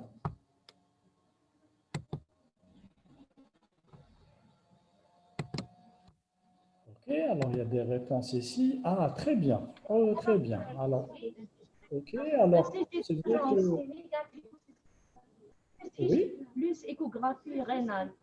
très bien. Bravo, bravo, bravo. Ben, je pense que tout le monde est en train de répondre à ça. Ok, c'est vrai que devant une insuffisance rénale, je pense que je l'ai répété plusieurs fois, l'échographie est une obligation. Ça, c'est clair. Ok, déjà, pour voir où on est. Où on est. C'est quoi cette insuffisance rénale? Et c'est vrai que, pourquoi vous demandez le CG? L'hypercalémie. Très bien. La recherche de flexibilité. Bravo, excellent. Je pense que c'est maintenant, je ne sais pas qui a répondu, mais ben, il y a une hypercalémie, on est d'accord. On est d'accord, il y a une hypercalémie, elle est à 7,6 quand même, elle n'est pas négligeable, et ben, quand même, il a 82 ans, et vous remarquez une chose, c'est que la fréquence cardiaque, elle est à 42. Bradycardie. Elle est basse. Voilà, hein, il y a une bradie là. Hein. Donc, alors, c'est jamais bon une bradycardie. Hein. Je préfère une tachycardie ou une bradie. Merci. Merci pour vos réponses. C'est vrai que quand on fait une échographie, qu'est-ce que vous voyez à l'échographie? Je ne sais pas si c'est clair. Je sais pas si c'est clair. Essayez de m'interpréter. C'est toujours difficile d'interpréter une image fixe. Oui. Alors, je vous entends mal. Bon, sinon, vous m'envoyez un texto. Hein, ok?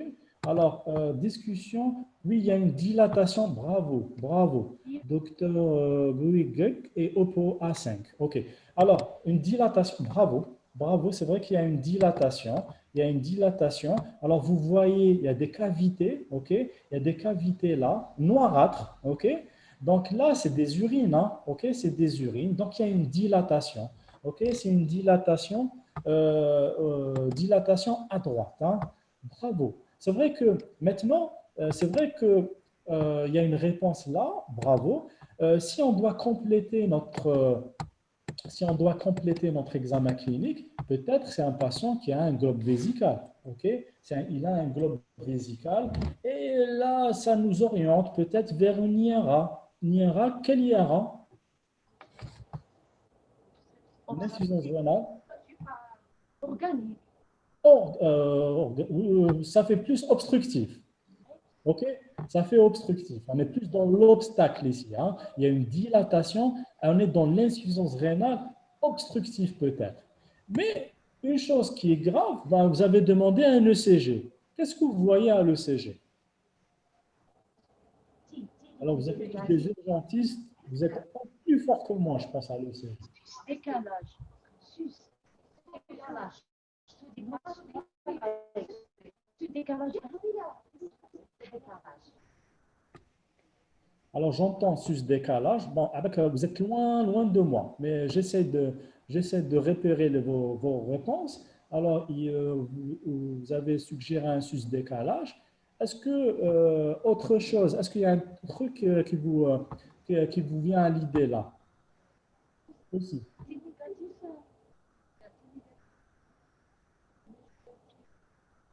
Ok. Alors, est-ce que l'entité, est-ce qu'elle est pas, elle est normale, l'entité?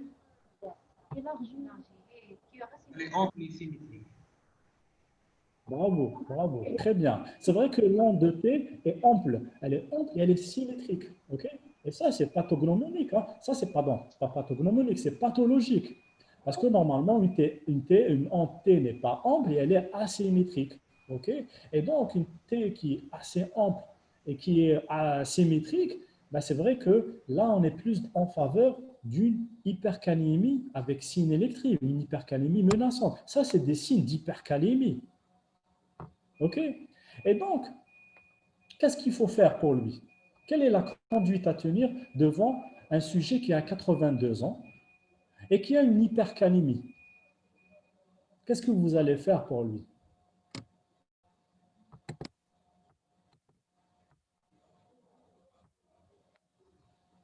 Alors, on est entre nous, hein, on est entre nous. Il faut dialyser, je crois. Alors, c'est sûr, corriger la calémie, ça c'est sûr. Mais comment vous allez corriger cette calémie? Par une séance d'hémodialyse, je crois. OK. C'est docteur? Oui. Je connais Maya. Alors, Docteur Ouchi. oui, oui, Allah ybarak, Allah ybarak, très bien. Alors, pour vous, c'est d'emblée hémodialyse. Très bien. Pour les autres, oui, alors, corriger la calémie, perfusion d'insuline. OK, OK. Alors, les autres, s'il vous plaît. Allez. Alors, désolé si je ne vous entends pas, hein. Sinon, vous m'envoyez un texto, c'est mieux, hein, parce que là, j'entends mal, hein.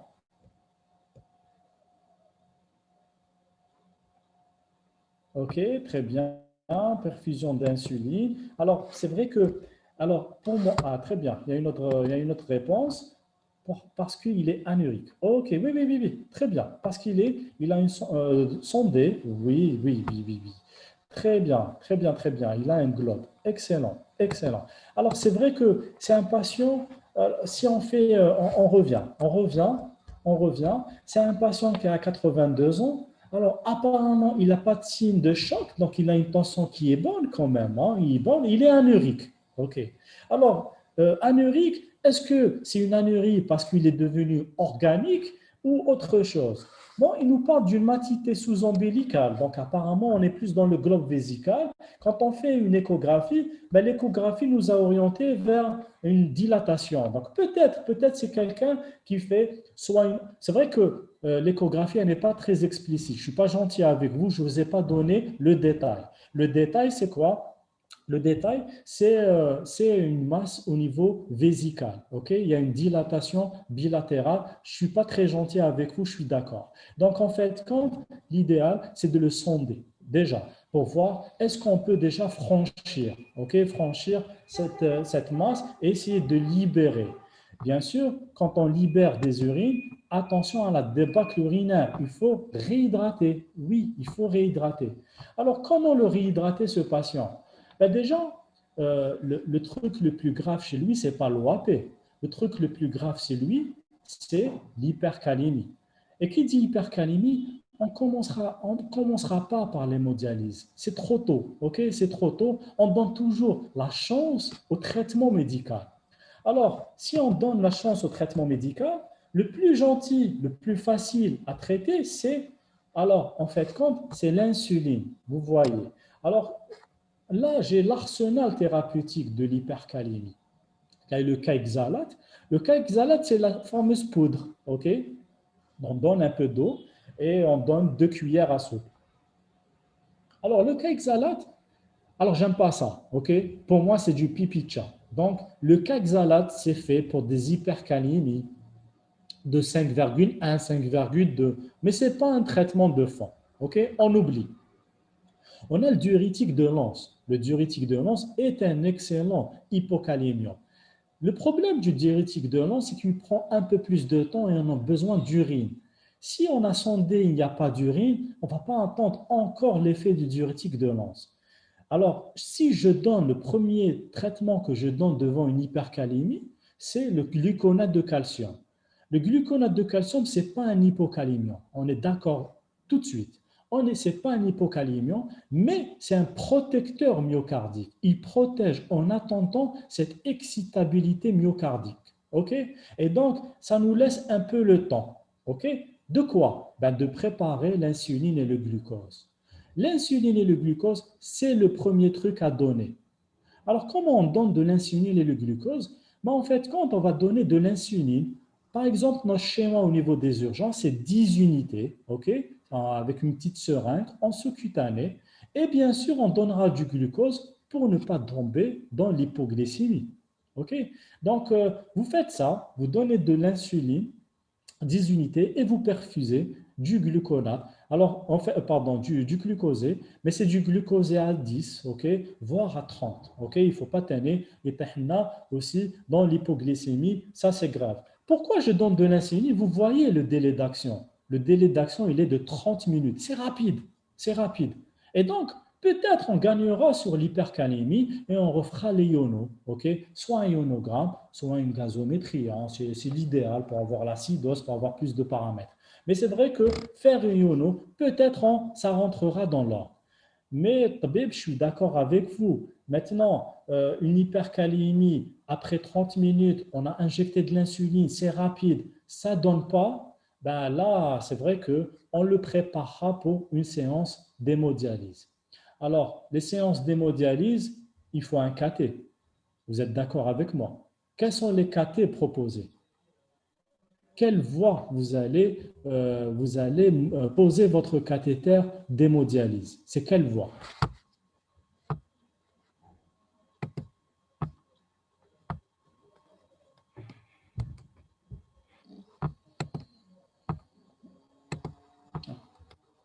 Vous m'entendez?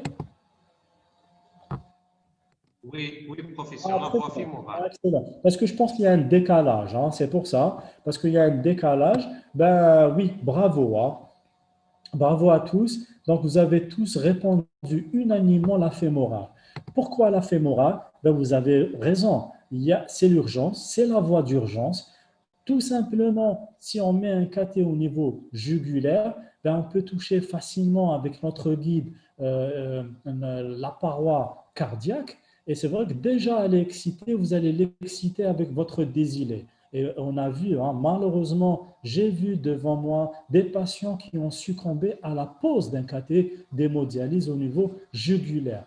Et donc, je suis d'accord avec vous. Pas de jugulaire lorsqu'on a une hypercalémie avec des signes électriques, mettre une fémorale. Ok, c'est la voie d'urgence et on sera plus à l'aise. On dialysera ce potassium. Ok, alors le potassium, la bonne nouvelle, c'est que c'est dialysé entre 15 à 30 minutes. Vous voyez en bas. Ok, dialyse après 15 minutes. Après 15 minutes, on n'aura plus cette hypercalémie. Mais je vous dis, la dialyse est une bénédiction. C'est une bénédiction. C'est vrai qu'on a deux situations où la dialyse est une chose extraordinaire. C'est en cas d'hypercalémie et aussi en cas d'OAP. C'est un patient qui se noie dans ses poumons, qui se noie, qui ne peut plus respirer. Après une séance d'hémodialyse, il revit, c'est incroyable. Et donc là, c'est la magie de l'hémodialyse en urgence.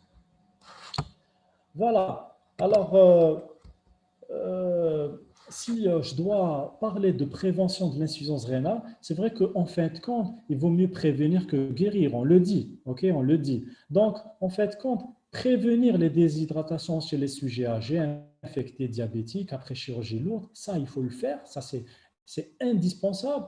Il faut les prévenir avant d'injecter un produit de contraste iodé, ça c'est sûr. Prévention de la tubiopathie à l'iode chez les sujets diabétiques, insuffisants rénaux et surtout atteints d'un myélome et cardiaque. Alors, la perfusion indispensable de soluté salée. Aussi, la toxicité, surtout les aminosides, donc faire des doses uniques et une hydratation correcte. Aussi, faire attention aux IEC et l'Azara 2, ok? Arrêt transitoire en cas de déshydratation, au cas d'une créatinémie un peu élevée. Il faut faire attention à ces deux médicaments qui sont néphroprotecteurs. C'est ça qui est bizarre. C'est des néphroprotecteurs, mais ils sont toxiques sur le plan hémodynamique. Prévention aussi pour les syndromes de Lise, après chimiothérapie malheureusement, ou aussi utilisation des médicaments hypouriciniants. Alors, le sixième message, au cours de ZIARA, l'hypercalémie et le trouble hydroélectrolytique le plus grave, okay, avec risque d'arrêt cardio-circulatoire. Il faut faire très vite. Mais c'est vrai que la dialyse, on la laisse toujours en dernier. C'est le dernier lieu. Il ne faut pas se précipiter à dialyser parce que, quand même, la dialyse, ce n'est pas aussi facile que ça. Il y a aussi le cathé à poser, il y a aussi cette pompe cardiaque, on ne connaît pas. Si quelqu'un vient, il a une défaillance cardiaque, ben, il peut succomber au niveau de l'hémodialyse. Hein. N'oubliez pas que pour faire une bonne dialyse, il faut avoir quand même une fraction d'éjection qui doit être correcte, conservée. Le CG est indispensable pour apprécier la gravité de l'hypercalémie et la prise en charge est une urgence. Ça, c'est clair et net, c'est une urgence. Alors, avant de continuer, alors on a à peu près 20 minutes. Je vais laisser 10 minutes pour les QCM. Est-ce que vous avez des questions là? Est-ce que vous avez des questions d'ordre, j'allais dire, d'urgentiste?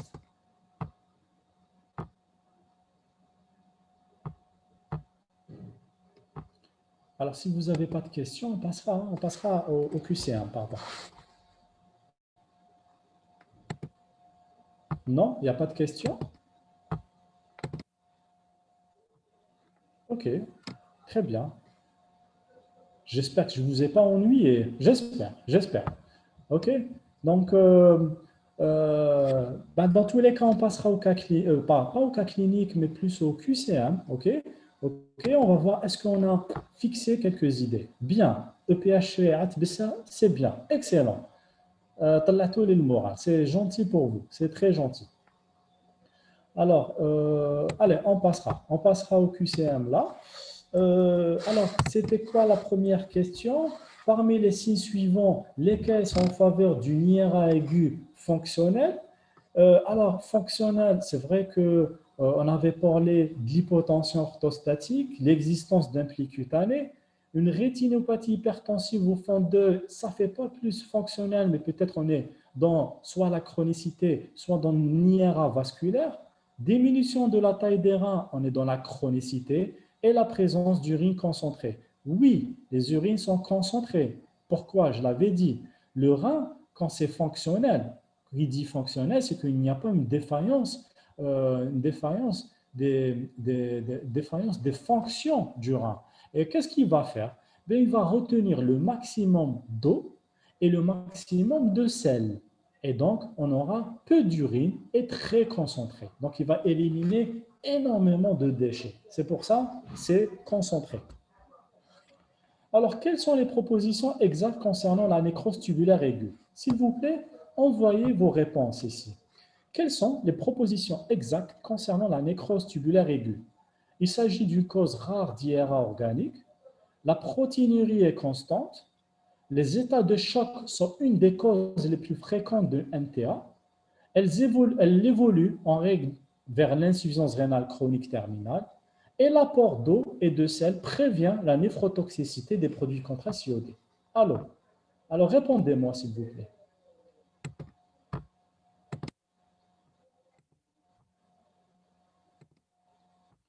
OK. Alors, il y a plusieurs réponses, je pense. Non, là, c'est une réponse unique. Non, c'est une réponse à choix multiple. Il y a un qui vient de me répondre, c'est la C. Oui, je suis d'accord. La C est juste. La C est juste. Les états de choc sont une des causes les plus fréquentes de nécrose tubulaire aiguë. Très bien, bravo. Ça, c'est clair, on le sait. Quelqu'un vient de me répondre, l'apport d'eau et de sel prévient la néphrotoxicité des produits de contraste iodés. L'apport d'eau et de sel prévient la néphrotoxicité. Oui, oui, bien sûr. Bien sûr qu'il faut réhydrater avant. Les autres, s'il vous plaît. Alors, EPHCA, vous êtes où? Vous me laissez seul, là. Alors, réponse. Vous êtes nombreux, normalement. Bon, je ne sais pas s'il y a un décalage. Je vais encore attendre vos réponses. OK, il y a les fameux Oppo qui sont là. Il y a aussi Betna, ils étaient là à un certain moment, ils sont partis.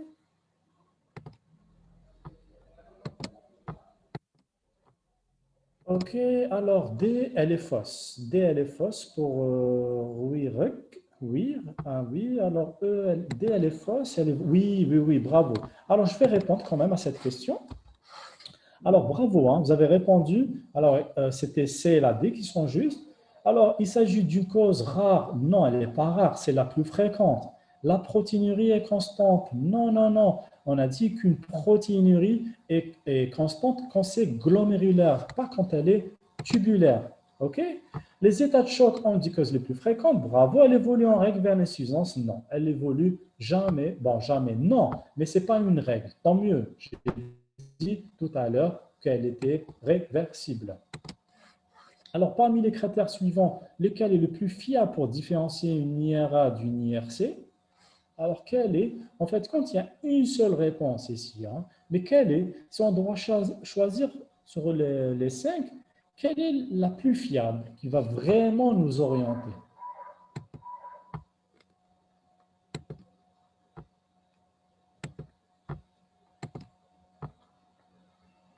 La D, ok. La D, très bien pour Bodge. Oui, gars, très bien. Bodge, oui, la D. Bravo, bravo. Bravo, c'est vrai, c'est vrai. Alors, il y a d'autres réponses. La D pour Bodge, oui. Betna, ah, mahba bikoum Betna. Ok, je pense qu'il y a eu un décalage. Oui, c'est vrai que la première question, c'était la deuxième, pardon, c'était la CE. Bravo pour Betna. Pour celle-là, pour la troisième, c'est vrai que la mesure de la taille des reins est la réponse juste. Hein, c'est la mesure de la taille des reins. Donc, si on doit choisir pourquoi, c'est vrai que si on avait des reins diminués, ça veut dire des reins à 8 cm, à 7 cm, c'est vrai que là, ça va nous orienter vers une insuffisance rénale chronique. D'où l'intérêt de faire une échographie. Je répète, l'échographie est une obligation devant une insuffisance rénale chronique, devant une insuffisance rénale ou une élévation de la créatinine. Alors, autre chose, quatrième, devant toute insuffisance rénale aiguë, 2 examens sont indispensables en urgence. Ben, je pense que vous connaissez. Hein? 2 examens sont indispensables. On ne va pas trop tarder parce qu'on avait déjà tout ça. Ok, ok, très bien. Je connais Thomas, je connais. C'est qui? La très bien, bravo. C'est vrai que c'est la A et la D. Ça, c'est clair. Là, on ne va pas y revenir. C'est clair.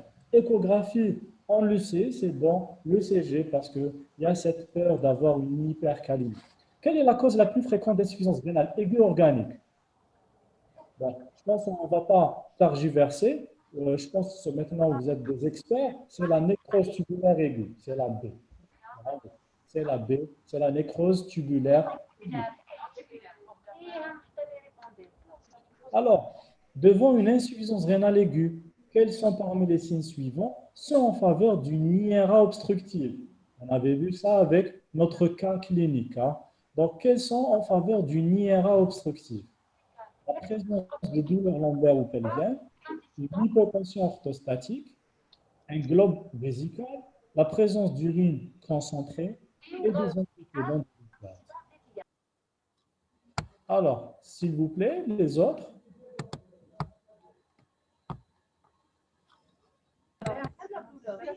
C plus E. Alors, C'est vrai qu'il y en a ceux, je pense, qui commencent à se fatiguer. Ils ont dit toutes. Bon, il n'y a pas toutes, hein, ok? C'est vrai que les bonnes réponses, c'est A, C et E. Ok? C'est A, C et E. Pourquoi A, C et E? Parce que c'est vrai qu'une hypotension orthostatique, ça ne va pas nous donner une IRA obstructive. Ok? Peut-être c'est une conséquence, mais ce n'est pas une cause. Ok? Et une hypotension, on est plus dans la fonctionnelle, peut-être. La présence d'urine concentrée, on est dans la fonctionnelle, IRA fonctionnelle. Quand vous voyez quelqu'un qui vient en urgence et qui a des urines, il faut voir les urines. Une urine qui est foncée, c'est un rein qui travaille. Hein. C'est les urines claires qui sont graves. C'est les urines claires qui sont graves. Une urine concentrée, moi j'adore ça. Bon, il faut faire la différence entre des urines concentrées et des urines hématuriques. Là, c'est vrai qu'il faut faire la part des choses. Alors, ah oui, il y a des douleurs lombaires, il y a un globe vésical, oui, et il y a des antécédents de lithiase. Donc, on est plus dans le versant urologique. Voilà, voilà, très bien, très bien.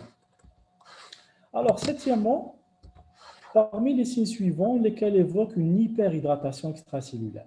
Là, c'est plus pour parler de cette insuffisance rénale fonctionnelle par hyperhydratation. Okay. Mais il faut reconnaître ça sur le plan clinique.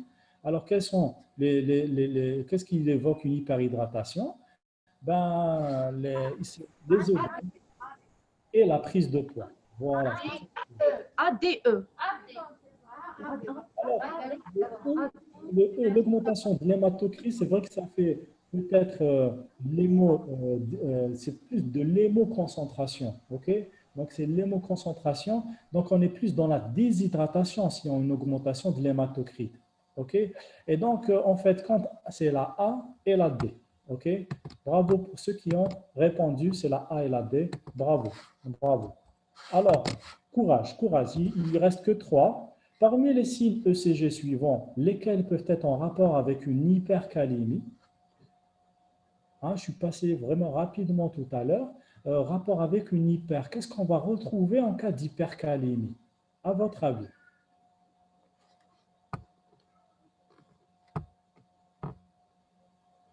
Alors, hypercalémie. Alors, il y a des réponses qui viennent. Alors, pour Oppo A5, c'est la D et la E. Attendez, je vais essayer de voir la D et la E. Oui, pour les autres, je vois C aussi. Alors,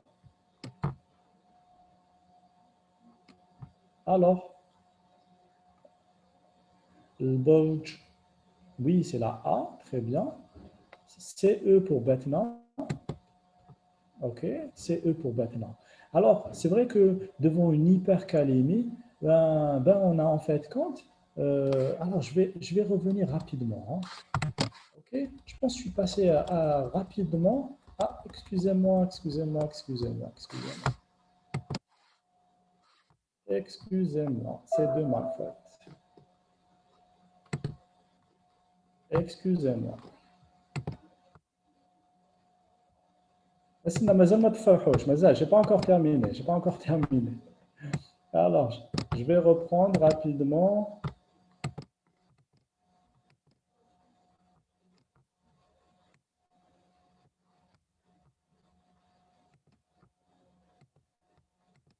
ok bon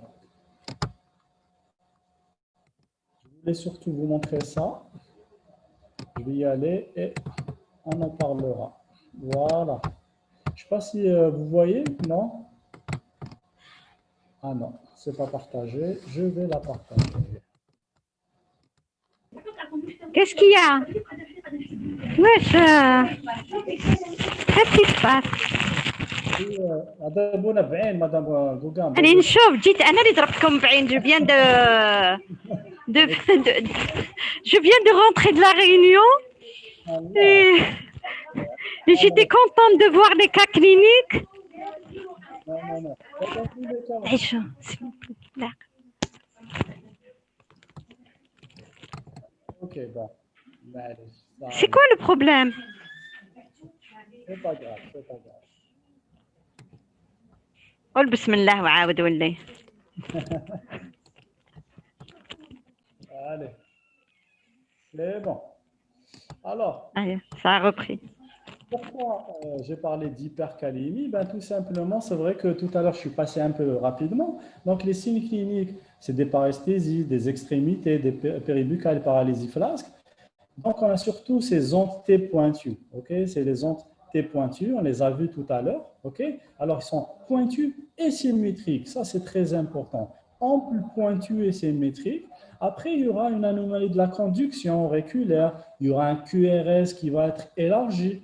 Après, il y aura une tachycardie puis une fibrillation ventriculaire. On est dans le ventricule, hein, n'oubliez pas. Ça en fait compte, les réponses avec de l'auriculaire, non, ce n'est pas ça. Hein, on est plus dans le ventriculaire. C'est pour ça que je voulais vous faire passer ces topos pour ne pas oublier la prochaine fois. Donc, parmi les signes ECG suivants, lesquels peuvent être en rapport avec une hypercalémie, ben, c'est le BAV, c'est la fibrillation ventriculaire et c'est la tachycardie ventriculaire. OK? Donc, en fait, quand fibrillation auriculaire, non, c'est faux.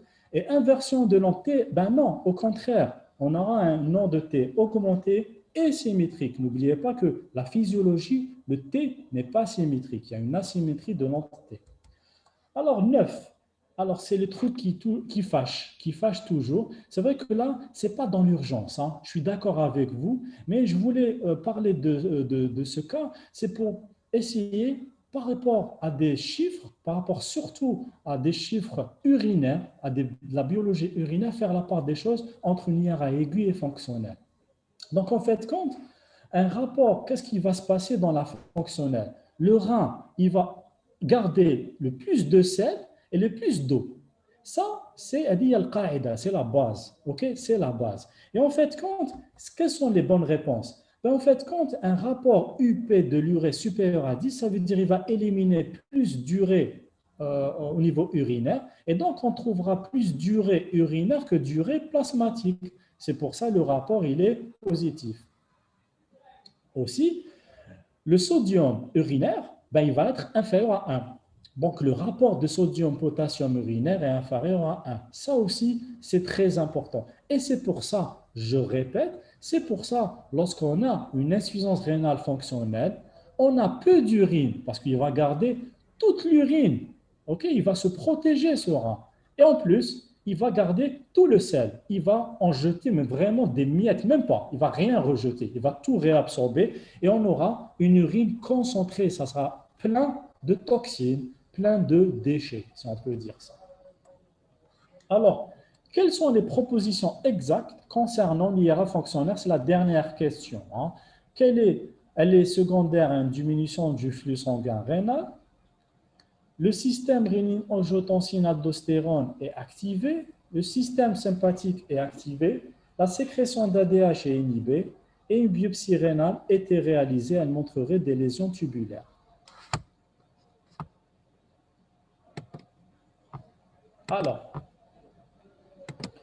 Alors la non pour ah oui, à la A oui, elle est secondaire en diminution du flux sanguin, bravo, bravo.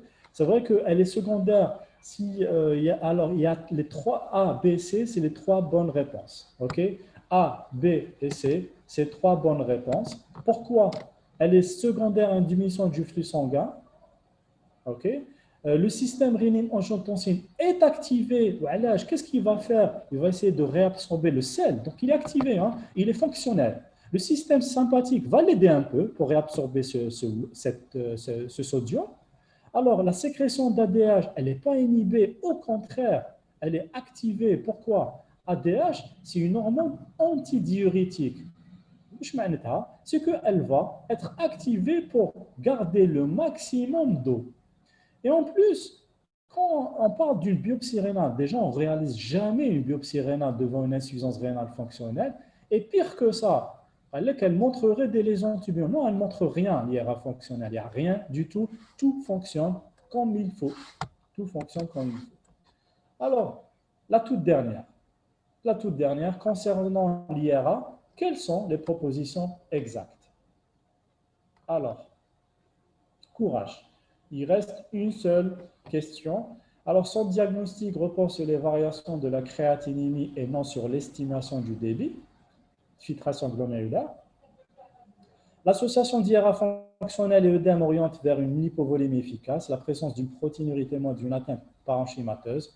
Une excrétion fractionnelle de l'urée basse oriente vers une origine organique et l'insuffisance rénale fonctionnelle peut se compliquer d'une NTA.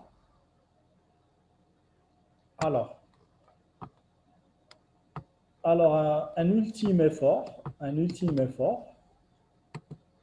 J'attends vos réponses. Alors, c'est vrai. Pour ceux qui ont répondu A, B, c'est juste, ok. C'est vrai que son diagnostic repose sur les variations de la créatinémie et non sur l'estimation du débit. L'association d'IRA fonctionnelle et œdème oriente vers une hypovolémie efficace, on en avait déjà parlé. La protéinurie est témoin d'une atteinte parenchymateuse. Maintenant, vous êtes devenus des experts, c'est plus glomérulaire. Et l'insuffisance rénale fonctionnelle peut se compliquer. Alors, lorsqu'on ne corrige pas une fonctionnelle, elle peut se compliquer d'une... C'est convulsif que...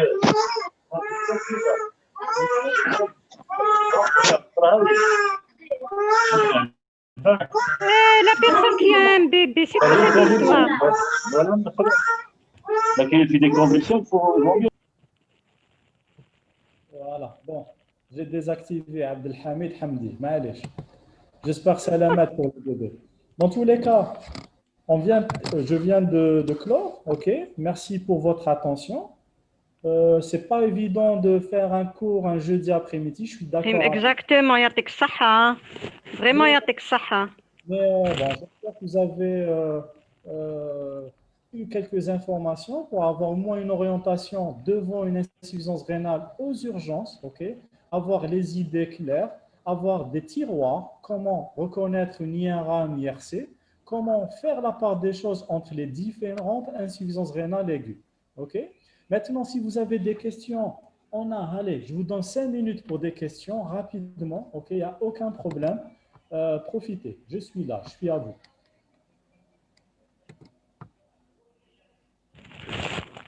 Allô? Oui? C'est le bord, je crois. Bordje. On vous remercie, professeur, pour votre... Oh, merci. Il n'y a pas de quoi. Même pour moi, c'était super sympa. Hein. Vous étiez avec moi, c'était interactif.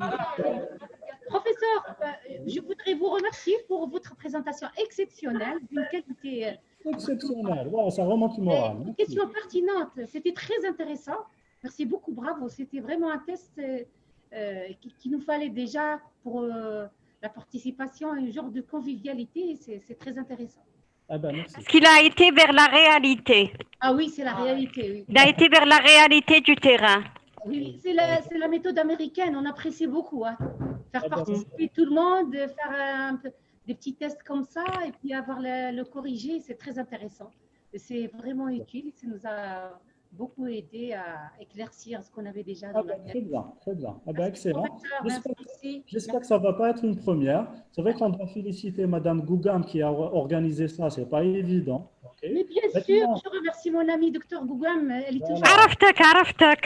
عرفتك ولا غير c'est pas moi, c'est eux. En fait, le choix de prof, Zahar Barak, mais ils sont vraiment partants, ils prennent leur temps et الحق خرجتهم service, hein, ceci dit. Non, c'est aussi j'avais une sortie les ambulances, mais je suis au service. Donc, toujours au service. Oui, je fais achat des Covid maintenant. Je fais aussi l'achat des Covid. On part faire des PCR chez les patients dans leur foyer. On fait aussi l'échocardio, plutôt le CG. On fait. Ah, que dire à domicile. Oui, je fais l'achat à domicile. Hospitalisation à domicile. Oui, c'est très bien. Très bien. On est une équipe avec le professeur Léry. Je ne sais pas si vous avez entendu parler de ça. On a été fait par le Wali. Mais je ne voulais pas rater vos présentations, Dr Gougam. Votre équipe est une équipe toujours de qualité. On vous remercie beaucoup. On va continuer au cours de l'année 2021 à faire ce genre de formation. Il n'y aura peut-être pas énormément de nombres, mais par contre, je vais vous demander, si vous m'entendez, les wilayas qui ont été ciblés, envoyez-nous. Il faut que les responsables de formation, que la DSP nous envoie vos noms. Comme ça, vous allez passer à une autre formation au lieu de vous faire une répétition. Notre inquiétude, c'est que les mêmes personnes, au lieu de profiter d'une autre formation dans le domaine des urgences. D'accord, on va faire ça, professeur. Mais vous savez, des fois, on leur fait des invitations, c'est les médecins, des fois, ils ont des empêchements, des fois, ça Tant pis dépend. tant pis pour eux, mais quand il y a c'est de la visioconférence, ça devrait pas être gênant pour les gens. Nous avons fait une réunion, on va essayer de faciliter les choses en demandant qu'il y ait un lieu au niveau de la DSP qui vous permet d'être plus à l'aise, parce qu'on a vu que les gens se tassaient devant un téléphone ou devant un ordinateur, un petit ordinateur. C'est vrai qu'il faut certaines commodités, mais blaqal. Madame Gougam, je dois vous laisser là. Nous aussi, eux aussi, on est jeudi. Je vous remercie de votre attention. Merci à vous, merci beaucoup. On va se retrouver dans d'autres occasions, peut-être pas en distanciel, mais en présentiel, Inch'Allah. Inch'Allah يخلص علينا هذا الهم. Voilà. Allez, au revoir. Et on Bon vous souhaite week-end. une bonne santé à toute l'équipe, à vous et à toute l'équipe et à tous les Algériens. Merci à vous tous, merci à vous tous. Et on se donne rendez-vous pour une autre session. Inch'Allah, Inch'Allah. Inch'Allah. Aya, bon week-end. Merci à vous aussi, le Dr Gougam, et au professeur et à toute l'équipe. Merci. Au revoir. صحيتو. Allez, au revoir. Que Dieu vous préserve du Covid. Amen.